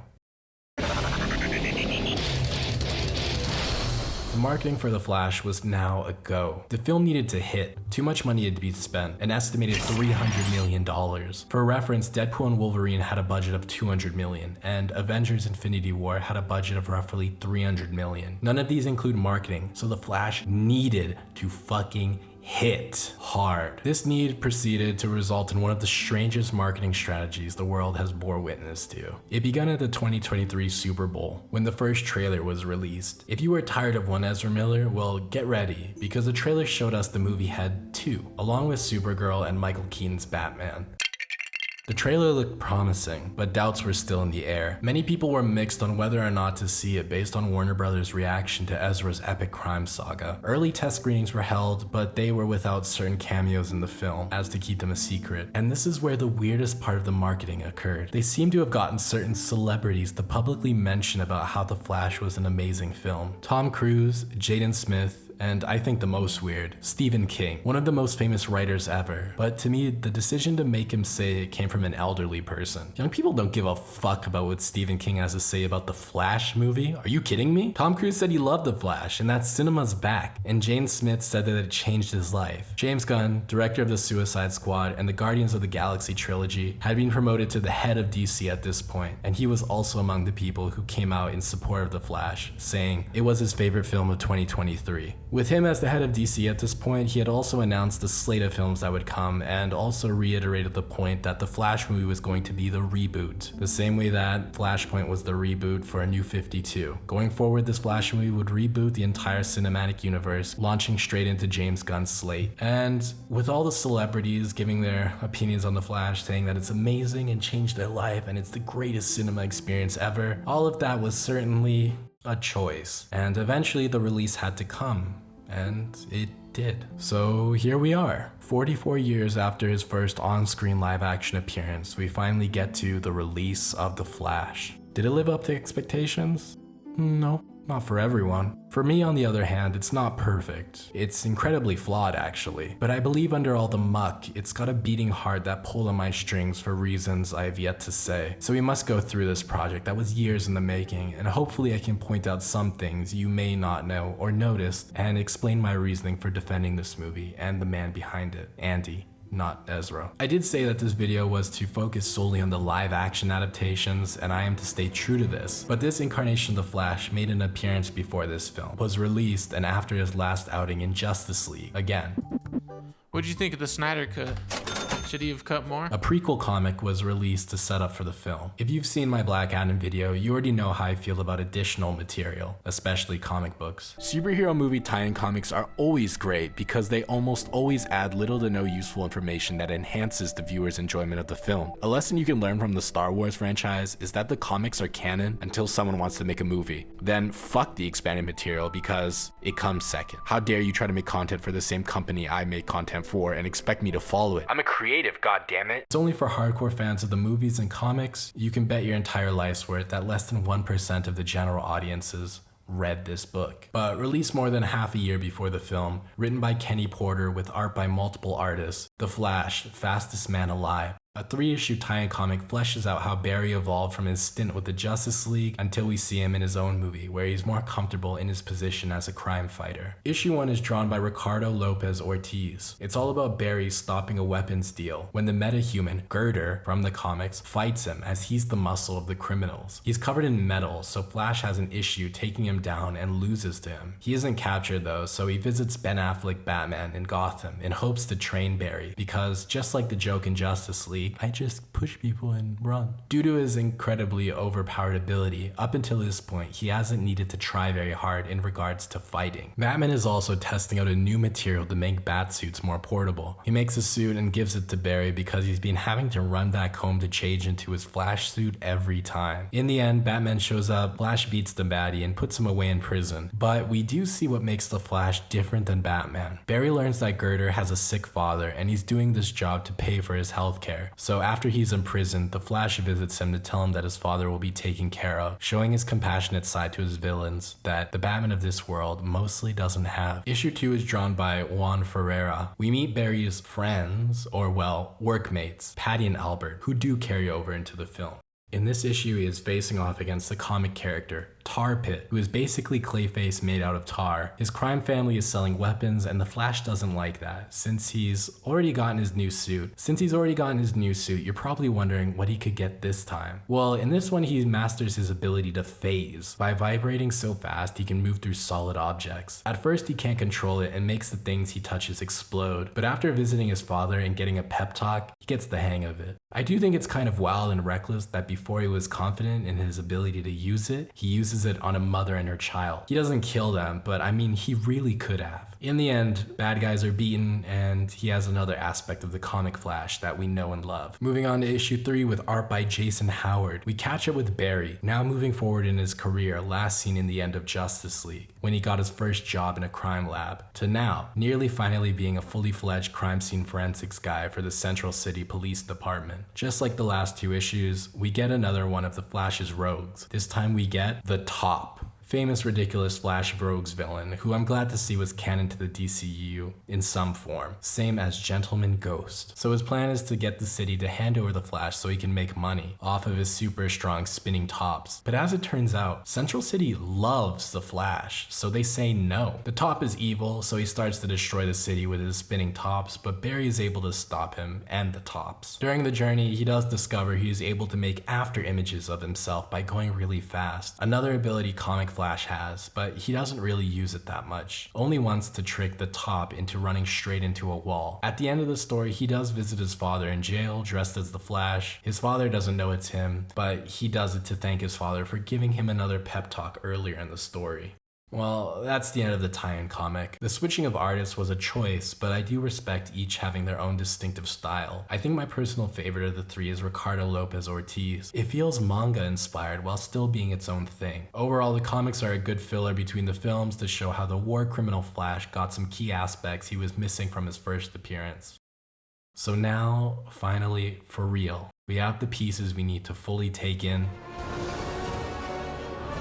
The film opens up by super speeding through the opening logos, going from the old to the new Warner Brothers and DC logos, which I think is a fun idea. Opening credits done, we're off to a good start. Barry's at a cafe getting his breakfast sandwich, and we get this guy straight out of a sitcom. Annoying, but works for what is happening. So Alfred calls Barry to come help him because Superman is fighting a volcano and Wonder Woman's busy. He obliges and we get the title card. No, we actually get this fan interaction first, which I love. It's always interesting to see heroes interact with civilians from their city. This also lines up with the comic because Central City fucking loves the Flash. So we get the cool ass title card and him speeding up, and it looks like the world is stretching. A really cool visual, which is then followed up by this dumbass ice skating running cycle. I find it strange they kept it because later in the film we get a different running style and it's much better. So we get Batfleck's introduction wearing his bulldog cowl and a cool motorcycle chase scene while the Flash is doing his duties at the hospital. He mentions that his tank is running on empty and points out his calorie counter, which would make you think it's going to play a bigger role in the film, but no. As mentioned before, it was a big part of the previous iteration of the Flash script. Anyways, we then get the baby catch scene. No, you can't! I won't do it! I won't do it! You can't take me! You can't! Which is divisive, to say the least. Many people were and are blown away by the state of the visual effects, but I can look by it since it's apparently the director's aim. They're supposed to look like that. I think he's just protecting his film. I understand. And it's a good excuse instead of saying the film was fucked, over budget and overdue due to no fault of his own. To finish this bit off, it reminds me of Robert Zemeckis. The score, the wondrous tone, and I don't know what to say, the sense of wonder and whimsical nature of the scene. Yes, we're saving babies from a mortal catastrophe, but it can also be a super fun, silly affair for the audience. I love superheroes saving people, and this was a fun and creative scene that is held back by the visual effects team not getting the money or time they so clearly needed. Love it or hate it, leave a comment, tell me to go fuck myself, up to you man, I don't care. We catch back up with Batman doing a fucking awesome chase scene where he glides like an Arkham Knight. Guys, someone ripped the front off that blimp! It was awesome! That's fast! Look at his speed! I mean, look at it, wow! The chase ends and we get our obligatory Wonder Woman cameo that has plagued many recent DC films. This time, she's there to save the day, and I've heard a lot of people say they don't like this. But I think of it like a living, breathing superhero world where their friends and allies pop in and out at random. Spoilers, but she doesn't come back at the end of the film. So Flash says he's a virgin. God damn it! I'm sorry. Hey, honey, I understand. No, you don't. You can never understand. Calm down, you're scaring me. Fuck you. I don't deserve you. And we go back to the movie. We're introduced to Barry's friends, who we are already acquainted with from the comic, and we get to see him meet with Iris West again. Later on, Barry calls his father, and we get a really important bit of information. Batman has done some science magic to some old security camera footage that should exonerate his dad of the crime of murdering his mother, which he didn't do. But it won't work because in the footage, Barry's dad doesn't look up. Why not connect that footage with some other cameras that may show his face? Why using only this one? I'm just nitpicking, but yeah. Next stop is Flashback City. Hi, sisters! We see him talking to his mom about the point of the movie. This question is stupid. Not every problem has a solution. Sometimes you just have to let it go. And we get a small moment that I think shows that the movie was given to the right guy. The shot of child Barry running out the house during the day and past adult Barry at night was done in camera. There's one particular gag that we did that I'm really happy about the way we crafted it. At this point in the film, Barry is in his Flash costume and he's standing in front of his old childhood home that he doesn't live in anymore at night. But the flashback takes place in the day. And Andy really wanted it to go from day to night. And we thought about it, and we finally said, you know what? Why don't we shoot it like a play? Why don't we shoot it at night? And Henry thought about it and said, that sounds fun. I'll build a big softbox light source overhead to turn it to day for a moment, and then we'll switch it off as the kid runs out. It'll go to night, and we'll be back to the way we've been shooting the rest of the scene all night long anyway. And that's what it is in the movie. Now, Brian and I did a few other visual effects tricks in the background, but other than that, it's just a big switch off the lights gag, and I think it's great. If Andy didn't care, he wouldn't have put in that much effort, and it's a really cool visual. He does this cool run and goes through space and time into an original creation of this film. The Chrono Ball, the hamster ball that controls time. I applaud it for being an original idea, but I can't look past how I don't understand what the fuck is going on with this thing. So he's broken the record and ran faster than the speed of light and busted into this bowl that is a glorified time machine that can be controlled by running forwards or backwards, surrounded by his memories. They are his memories, to be clear, but also, are they physical beings in this bowl? Because the Dark Flash creature later runs down and past them, not through them. Like, could I walk up to one of those plastic rubber Henry Cavills and touch his face? This is also confusing to me, and let's not dwell on it much more. Barry then meets Ben Affleck and they have a quick chat in which they canonize the Snyder Cut while also sneakily including Ben Affleck's best performance in this whole universe. The pain in his eyes is palpable when he is talking about how the events in our life, no matter how tragic, make us who we are. Genuinely inspiring to me and one of the great life lessons that superheroes can teach us. He then heads off, his last on-screen appearance. Rest in peace, Ben Batman Affleck. Iris comes over and we get to see him phasing for the first time in live action. That was set up in the comics we read. The chat with Iris gives Barry the idea to change the past to save his mom, ignoring Bruce's advice, which I understand. He does it, we get the Chrono Bowl again, and I hate it even more. Everyone looks like shit. He eventually does get into the supermarket where his mom is, and this is when I gotta mention another thing. I've ranted on Tyrell Multimedia's video on unpopular opinions about the Flash, saying how I hate that there's always lightning around him, and I think that this is a great example. I understand that he's moving super fast around people for less than a fraction of a nanosecond, but lightning is lightning. So shouldn't people's hair be reacting for a moment, or they get a tiny glimpse of light hitting their eyes for even a tiny second? I'm no science man, and if you are, please leave your thoughts in the comments. I need confirmation for my idea. So Barry attempts to return to the present after altering the past, but is attacked by a shadowy figure who runs down past all the figments of Barry's new memories. He's knocked out of the Super Bowl into the wrong time, and to disguise himself from passersby, he pulls a Man of Steel and steals some clothes to go into his house. Barry's jaw drops to the fucking floor as he experiences his parents and eats spaghetti, my personal favorite food. The real Barry of this timeline is then seen acting like a fucking douchebag. Seriously, man, who kicks over a trash can? They get face to face and we see two Ezra Millers. The effect is occasionally janky when two of them are on screen together, and sometimes one of their faces looks looks like it's made of mashed potatoes. I can look past it, but what I can't look past is how fucking obnoxious young Barry is. Just like when he first showed up in 2017's Justice League. I hate him, but I can't say it doesn't serve a narrative purpose. A storm approaches and Barry realizes that Barry 2 isn't going to get powers, and he thinks he's in the past, so his plan is to get Barry 2 some powers. Hijinks ensue and Barry 1 and 2 are both struck by lightning later on, leaving Barry 1 powerless, and irresponsible loser Barry 2 with the powers of a god and a stomach full of tooth, which I think is a dumb joke, but let's keep going. My theater erupted in laughter at the reveal that Barry 1 lost his powers.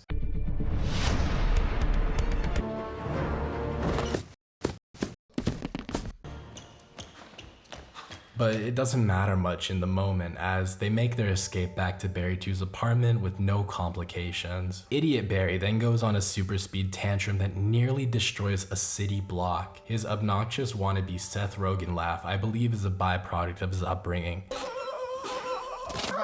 You can't just... Not being depressed and being allowed to progress and grow into this walking, talking baby. Ezra's method acting continues when they flash downstairs, phasing through the floor into their neighbor's apartment, nude. Another parallel with an older script. In Justice League Mortal, Barry's powers were going to be used against him, having him phase through the entire Earth, falling continuously. And thinking of it now, when the Flash phases, why doesn't he just fall through the ground? How is he keeping the palms of his feet solid enough to go through the wall and not fall through the floor?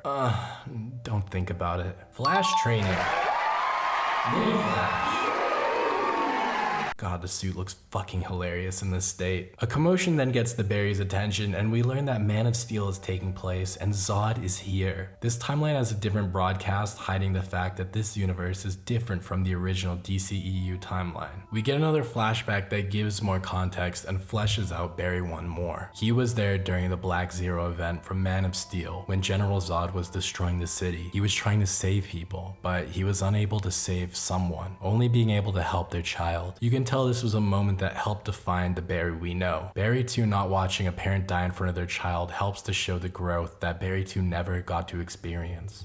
So moving on, Barry 1 figures out that this world isn't the same as his, but they share a similarity. Batman. We get a cameo from Jango Fett, and then they head off to meet up with Batman. Approaching Wayne Manor, Barry 1 knows this isn't the same world, but the manor is a gothic nightmare. So he should think that perhaps this Batman isn't the same Batman he's familiar with. Anyways, Michael Keaton's stunt double fights with the Barrys, we get a callback to Batfleck meeting Barry 1, and eventually they call a truce and have a spaghetti dinner that turns into him explaining the rules of the multiverse. Many people have a problem with Keaton Batman knowing much about the multiverse at all, but on the contrary, Batman 89 has had multiverse adventures. From my knowledge, Michael Keaton's Batman met the mainline comic Batman in Chip Zdarsky's run, The Batman of Gotham. It's a small cameo, and also Adam West's Batman makes an appearance, which culminates in the best bat suit ever. I wanted to mention this here because last year I started to write a script about this whole thing, but I dumped it. Who's to say that Keaton's Batman hasn't had more multiverse experiences outside of this? Then again, this Batman 89 isn't the same one from The Flash or anything really, so it's all speculation, but my point is that there's precedent. So him loosely explaining it with spaghetti is stupid, but hey, he might not know for certain. Or he knows everything. Also, I know he wasn't expecting guests, but that is not enough spaghetti for 2 people, let alone 1. The sauce also looks bland and has no texture, and he puts barely any Parmesan on it. What does the Parmesan mean?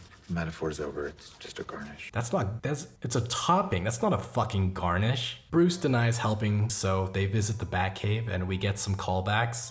Joker laughing bag.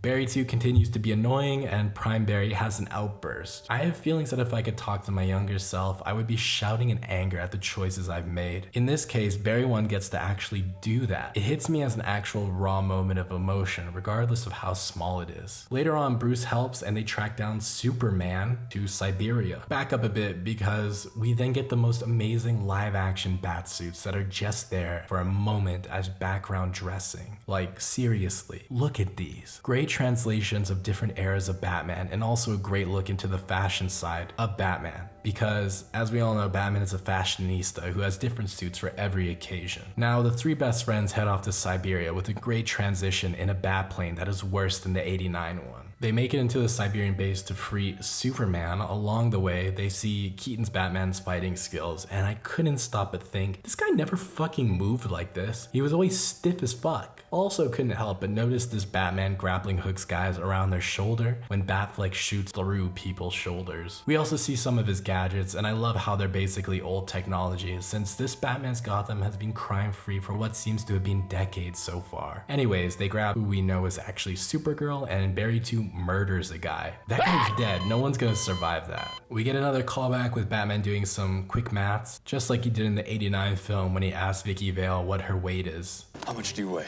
They escape, but not before Supergirl charges up again and murders her captors. I've seen people criticize this as she's not a beacon of hope and gleeful like her cousin is, but I've never seen Supergirl that way. She has a different origin, a tragic one. Well, a more tragic one than Superman, I think. Superman was a baby when he lost Krypton, but Supergirl was growing up and witnessed it happen before her eyes. I love how in Supergirl Women of Tomorrow, she's just this depressed young woman who's looking for a way in the universe, fighting battles while always remembering what she lost. Can't wait for the movie. And he looks at himself in the mirror and he goes like, and it's like, that is the exact look that he gave that time that he stuffed a bomb down a clown's pants and kicked him into a storm drain and he exploded. Supergirl suits up and we bear witness to Mother. Her suit is a great example of a superhero suit that doesn't show off much skin, but is cool and attractive at the same time. Like, this suit is sexy as hell. I don't know how else to say it. At the same time, Barry One remembers that this is sort of an adaptation of Flashpoint, so he plans to recreate the experiment to get his powers, just like in the comic. And Barry 2 learns of Barry 1's origin, having had his mother murdered. He learns this by eavesdropping on Bruce and Barry 1 having a heart-to-heart. Cut to Supergirl watching the recut of Man of Steel, the no Superman cut. We see Michael Shannon reprising his role as General Zod from 2013's Man of Steel. And Mr. Shannon went on record saying that he was confused about returning because he died in Man of Steel. As I recall, at the end of Man of Steel,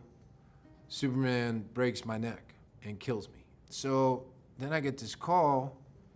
I'm like, they saw Man of Steel, right? And my manager's like, yeah, they saw Man of Steel, but it's different. I'm like, what is it? It's a multiverse. I'm like, I don't know what that means. It was a very different thing because, like, Man of Steel was like a year of my life between the training.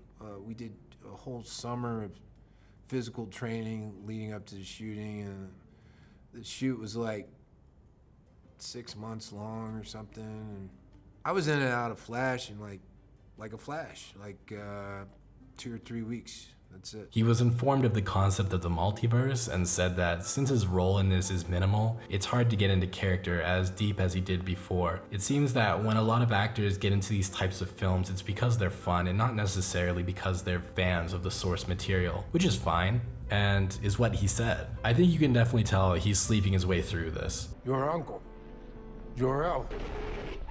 The gravitas of his performance before is missing, but let's move on. So Barry One and Bruce recreate the accident and it burns him. Not as horribly I think he should look, but yeah, he looks awful. He does survive and Supergirl returns to save him. There's no moment where Batman is blown off the rails and is gonna die, but Barry One's super speed saves him, showing that he's got his powers back. But hey, this isn't a one-to-one adaptation. And it's game time. Barry 2 makes his suit, it's purposely bad, and that's the point. We get another good hero moment when Supergirl asks him why he helped her, and it's because she needed help. Reminds me of Luke Skywalker from Battlefront 2. I know who you are. Why'd you help me? Because you asked. I'd like to keep this compass, if you don't mind. My mission is to destroy this place. Why would I let you do that? Because I asked. And Supergirl then straight up lies. Krypton was a beautiful place. That's absolute bullshit. It was a weird rocky planet with giant dragonflies. And he had us. Lights out! Now you want to get nuts? Come on, let's get nuts. You want to get nuts? Let's get nuts.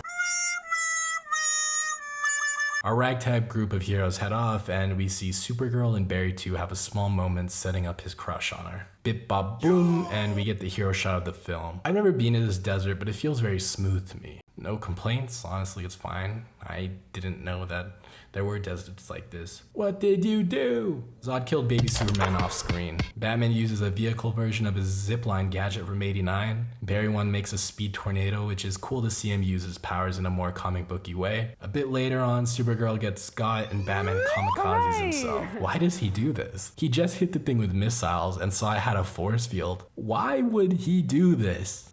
I guess we'll never know. So Barry 2 gets him and Barry 1 to run back in time and change shit, but Supergirl gets murdered again, and Batman dies again. He does manage to knock out the big brute that Superman fought in Man of Steel. I saw more people complain that Batman isn't strong enough to do this, but may I remind you that the army knocked out Feora in Man of Steel with a missile. They are not super strong entirely. They are still breathing in Kryptonian air. They're not completely adapted to Earth's atmosphere. Speaking of Feora, Barry 2 gets a new blade implant and then guts her. Barry 2 then attempts to run through time again to help, but is only rewarded with more shrapnel in his body and getting to watch his crush a couple more times. This is a point in time that cannot be changed. Barry 1 and Bruce had a conversation about this earlier. Inevitable points in time that cannot be altered. Barry 1 understands the gravity of the situation, but since Barry 2 hasn't had the same life experiences, he's unable to comprehend that some things cannot be changed, and that some bad things are unavoidable. Suddenly, Dark Flash enters, and we get this awful looking shot, and everything looks glossy and not real. I saw this in the trailer, and I just thought, there's no way this is what it's gonna look like in the real film.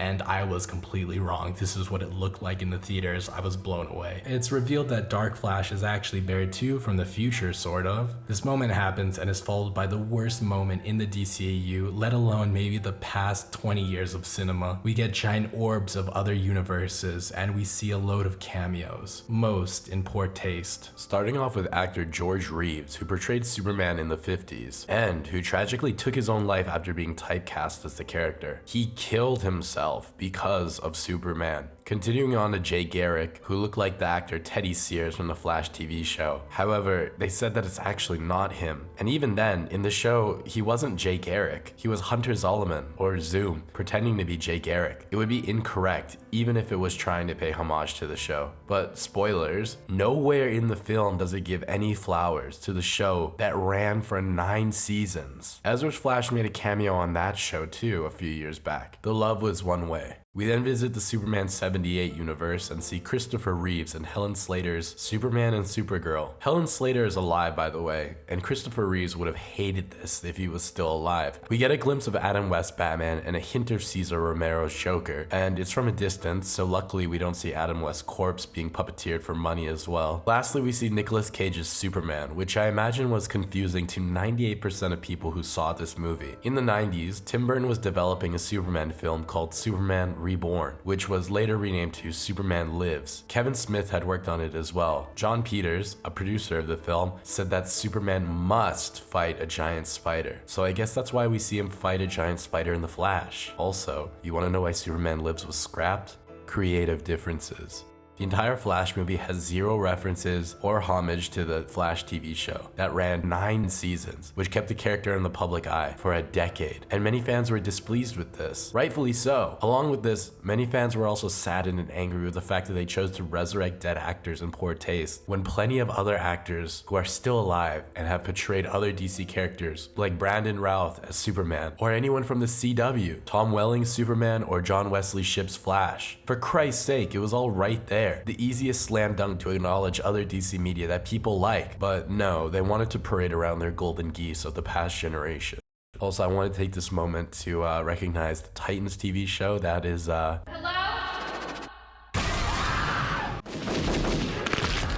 Fuck Batman. So let's say has a mixed reception and reputation, to be nice. That show had Beast Boy go through the multiverse. They could have even done that. But anyways, haha, back to the massive orbs smashing into each other again. Bang, boom, wowie. It feels very DC to me, as when I think of the multiverse, it looks like this and is on a chart with many Earths. But the way this one looks visually is just so unpleasing. Anyways, Dark Flash reveals that he created a paradox by pushing Barry 1 out of the Chronobull to create him, the Reverse Flash paradox. He went back in time and killed Barry's mom, which sets him on the path to become the Flash. But being the Flash sets Eobard on the path to become Reverse Flash. So if they ever made a sequel with Reverse Flash, what would they have done? The same paradox? I guess so. Barry 1 then returns to the past to undo his mistake of saving his mom, and there's a touching moment where Barry talks to his mother and is able to hold her for one last time. Would a mom hug a weird stranger in a supermarket? Probably not, but this mom is a great mom who seems to be the nicest person in the world. I'm sure people like her probably exist in the real world. In the end, Barry, thinking he can cheat the universe, switches the shelves around and returns to his home. Director cameo, and he gets his dad exonerated as the security camera footage now shows his dad looking up. A happy ending, but he realizes his good deed has consequences because Bruce Wayne pulls up and it is George Clooney, 1997's Batman from Batman and Robin. We get our one PG-13 F-bomb and then a gag where Barry's tooth falls out. Credits. The post-credit scene has Aquaman, and he's drunk and passes out in a puddle as Barry explains his adventure to him. There was no follow-up to this, not even in Aquaman and the Lost Kingdom, the final DCEU film, completely unchanged by the universe being turned upside down. Originally, the post-credit scene was to have Ben Affleck Batman calling out to Barry as they were going to go on to another multiversal adventure, but they changed it to this as to not lead audiences into thinking that something else was going to happen. Remember, the universe is rebooting.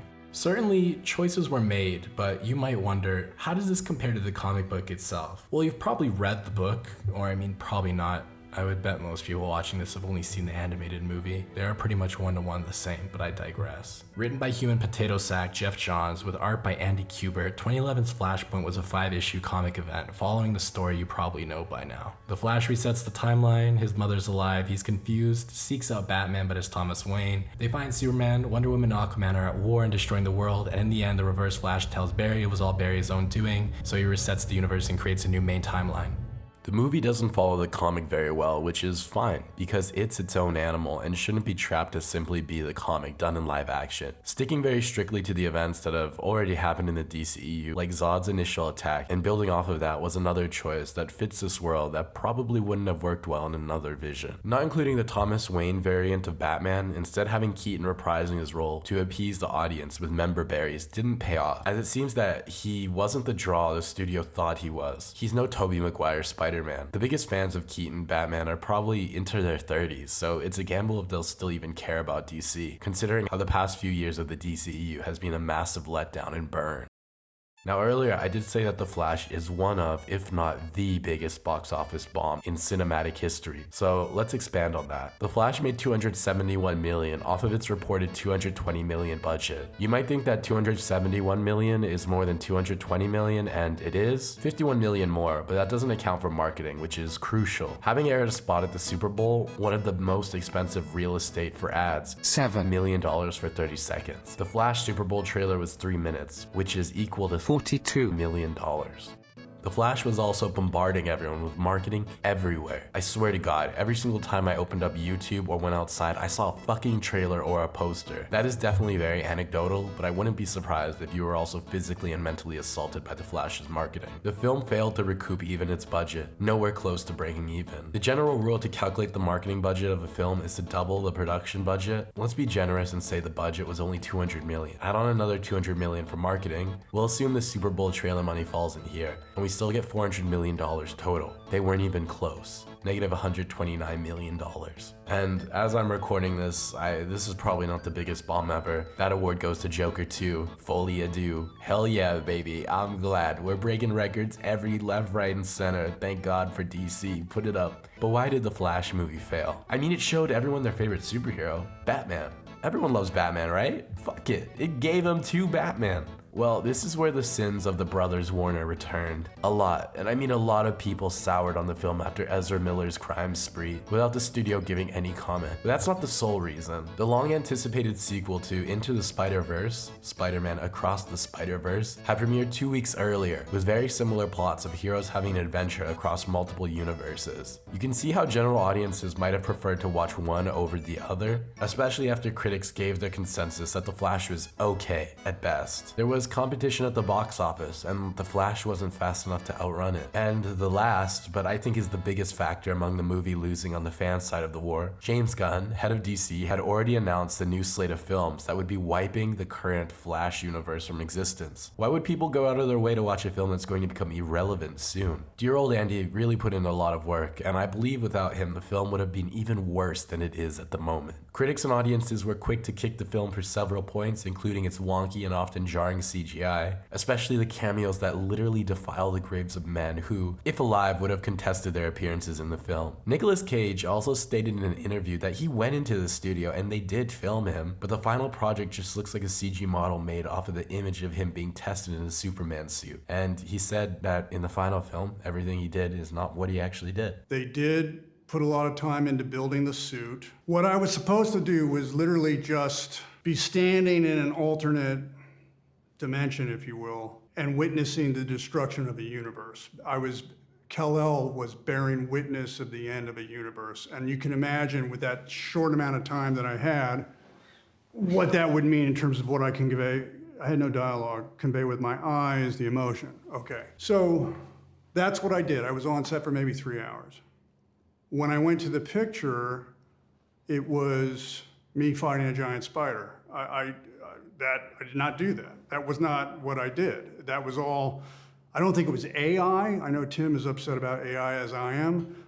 It was CGI. Okay, so that they de-aged me and I'm fighting a spider. I didn't do any of that. Top off the poor visuals with an over-reliance on Michael Keaton, who was sleeping his way through the movie, and a convoluted excuse of an adaptation of Flashpoint, the villain of Dark Flash was extremely underwhelming for most, and the way they dispersed of him was unsatisfying. And even then, the way the film ends completely goes against the message of the film. You can't change the past. But I mean, you can, a tiny bit. Relating back to Dark Flash, he was Barry too. So instead of spending time with Dark Flash, we spent time with Barry too, seeing how his upbringing, being deprived of hardships, has allowed him to become this vile monster by the ending. The problem with spending time with Barry too is that the film takes what audiences hated about him in Justice League and has multiplied it by 10, having him as a main character. Barry One's input is not enough for the audience to completely ignore or forget how utterly frustrating, stupid younger Barry is. All of these issues together form the heavily mixed reaction of the film, cementing it as a badge of shame on Warner Brothers DC film history. Moving forward though, the director has been announced as the director for the Batman film in James Gunn's DC movie slate, The Brave and the Bold. I'm excited after seeing the intro scene of The Flash with Batfleck chasing down a car, from gliding to surfing on a highway and smashing into vehicles. I don't doubt that Andy will be able to bring visceral and comic booky action to the film that's set to follow Grant Morrison's run on Batman. Already having an established Bat family and Damian Wayne, holy fuck, we're getting Robin. I think it's promising. And we've seen recently in the Creature Commandos trailer that we are getting more fantastical Batman villains. Clayface was in the trailer. Now, 4 decades built up to this, and it's gone. The Flash movie has now passed. What a wild ride. At the end of the introduction of this video, I said the Flash movie had a special place in my heart, and I believe it's time to share. Aside from all the visual garbage, like James Gunn said, this film has a beating heart.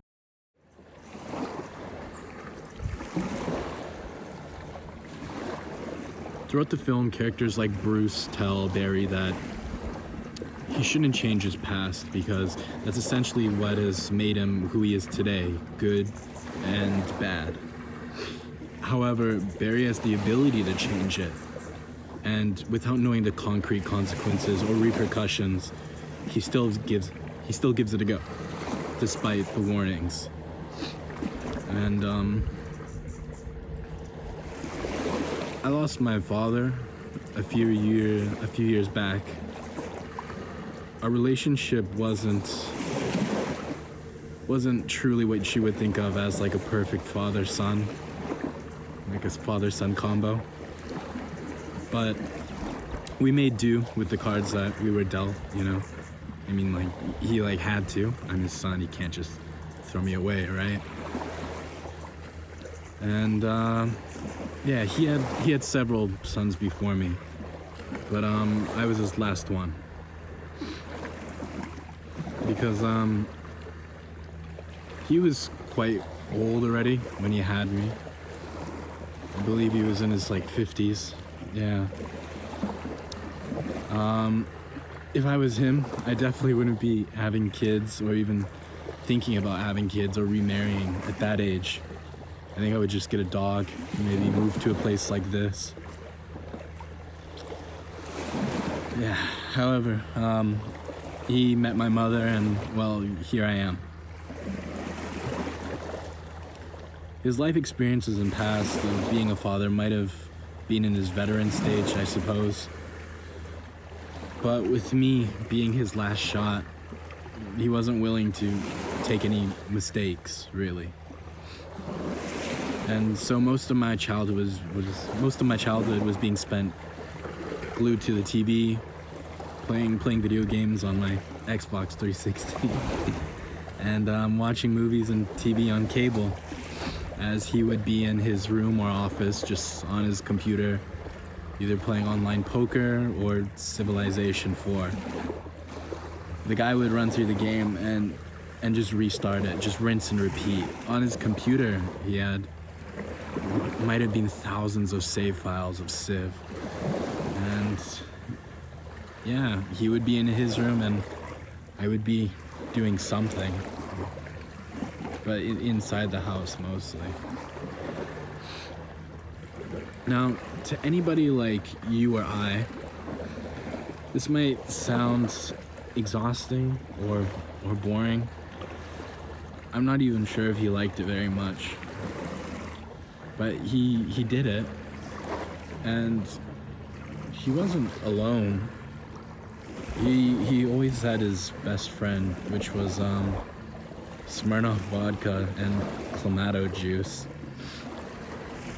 I don't know what Clamato juice is. I think it's a mix of tomato and maybe something else, but yeah, not so important. This was every day. He was an alcoholic. Combine this with his old age and his tendency to be absent or away in his room, and you get the recipe for a father who isn't there all the time.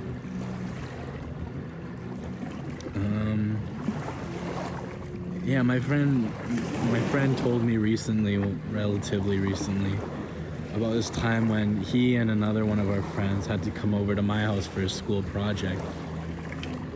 And we were in my room, and we heard a loud thud, like a bang, come from downstairs. And I told them to stay there, and I went down, and they didn't stay. They looked out, and it was me carrying him to his bedroom, up the stairs, unconscious. He was passed out. I don't particularly remember these times, and frankly, I don't remember much of him, as there wasn't much that is to be remembered. We didn't do much together, honestly. Outside of his routine and my routine of going to school, yeah, it was just wake up, goodbye, come home, hello. There are other times where they tell me where they said I seemed bothered or scared, or I just didn't seem like the me that other people saw me as. And I don't mean a trauma dump. This is going somewhere, I promise. And yeah, I don't know. When people ask me to talk about him, I can. It's not a big deal. But I do remember one time we shared together. It was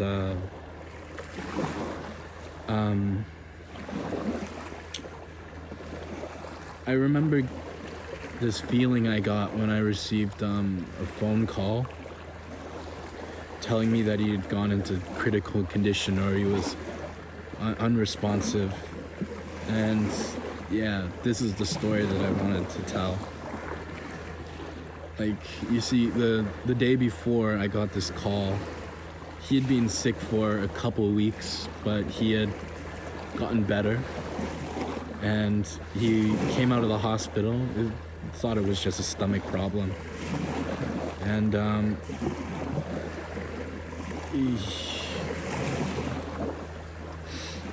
he seemed fine, and told me that everything was gonna be okay.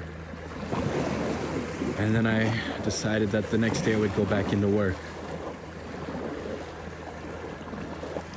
These waves are loud. I remember talking with him and telling him that I was happy that he was okay. And I think I made a joke. And these waves are loud. Fuck, I might just cut this. I think I made a joke, but I might have said that I love them, but I'm not sure. The next day that I left to work, I don't even think I said goodbye. He was still in his bed, which was unusual. He was awake at 4 a.m. every day to go to his office and get to playing Civ with a drink. And literally by the time I had gotten to work, the phone call came and they told me to come as quickly as I could. And I tried. I tried to get there as fast as I could. I drove and I ran red lights. I was just going as fast as I could, but by the time I got there, he was on the bed shaking. And I'm not sure if he could hear me or not. I looked into his eyes, and I'm not sure if he was looking back. And so I went into the bathroom because I wasn't sad. I just needed to look in the mirror. Because what I thought was happening was what was really happening. And then that's when it hit me like a big old truck. I went back in and I tried to talk to him again. He was still shaking, but he wouldn't speak. And then the nurses were there and they told me to step back and they were moving him. And yeah, he was gonna die. And later that night, he did. And I was too slow to be there in his final moments.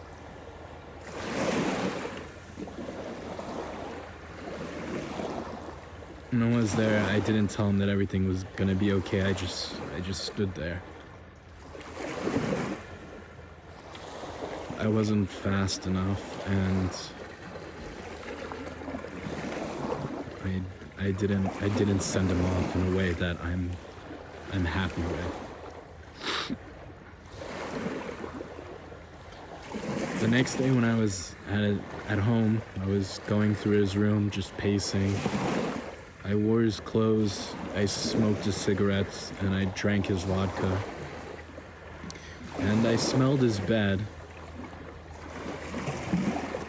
I was surprised to see that the father that was so absent in my life, the one that I barely ever shared time with, was the same one that I was missing in that moment. And at times now, I find myself thinking about him and wishing that I could speak to him just one more time to tell him that I'm okay and that I'm sorry that we didn't spend the time together that we probably should have had. And that brings us back to the movie, which Flash. I'm envious of the Flash because if I was faster, I could have gotten there and I could have told him everything was gonna be okay before he was gone. And if I was in Barry's position, I would do the same thing he did, regardless of the warnings people told me. I would do it just to speak to that fucking old man one more time. And make sure that I told him that I loved him.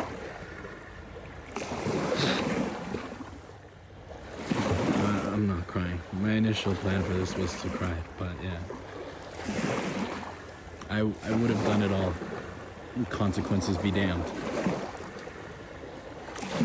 And then, if I was able to be in the same space as my past self, I would slap him so fucking hard for making all the stupid fucking decisions that I had and would make. And for not taking the old man.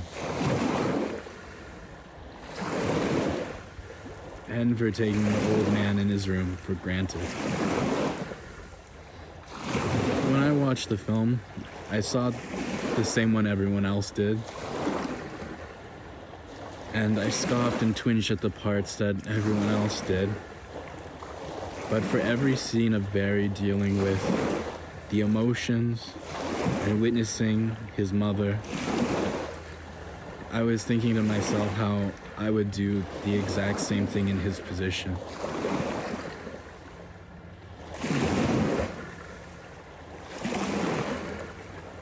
Thanks for watching my stupid video. I hope to see you again. Cheers.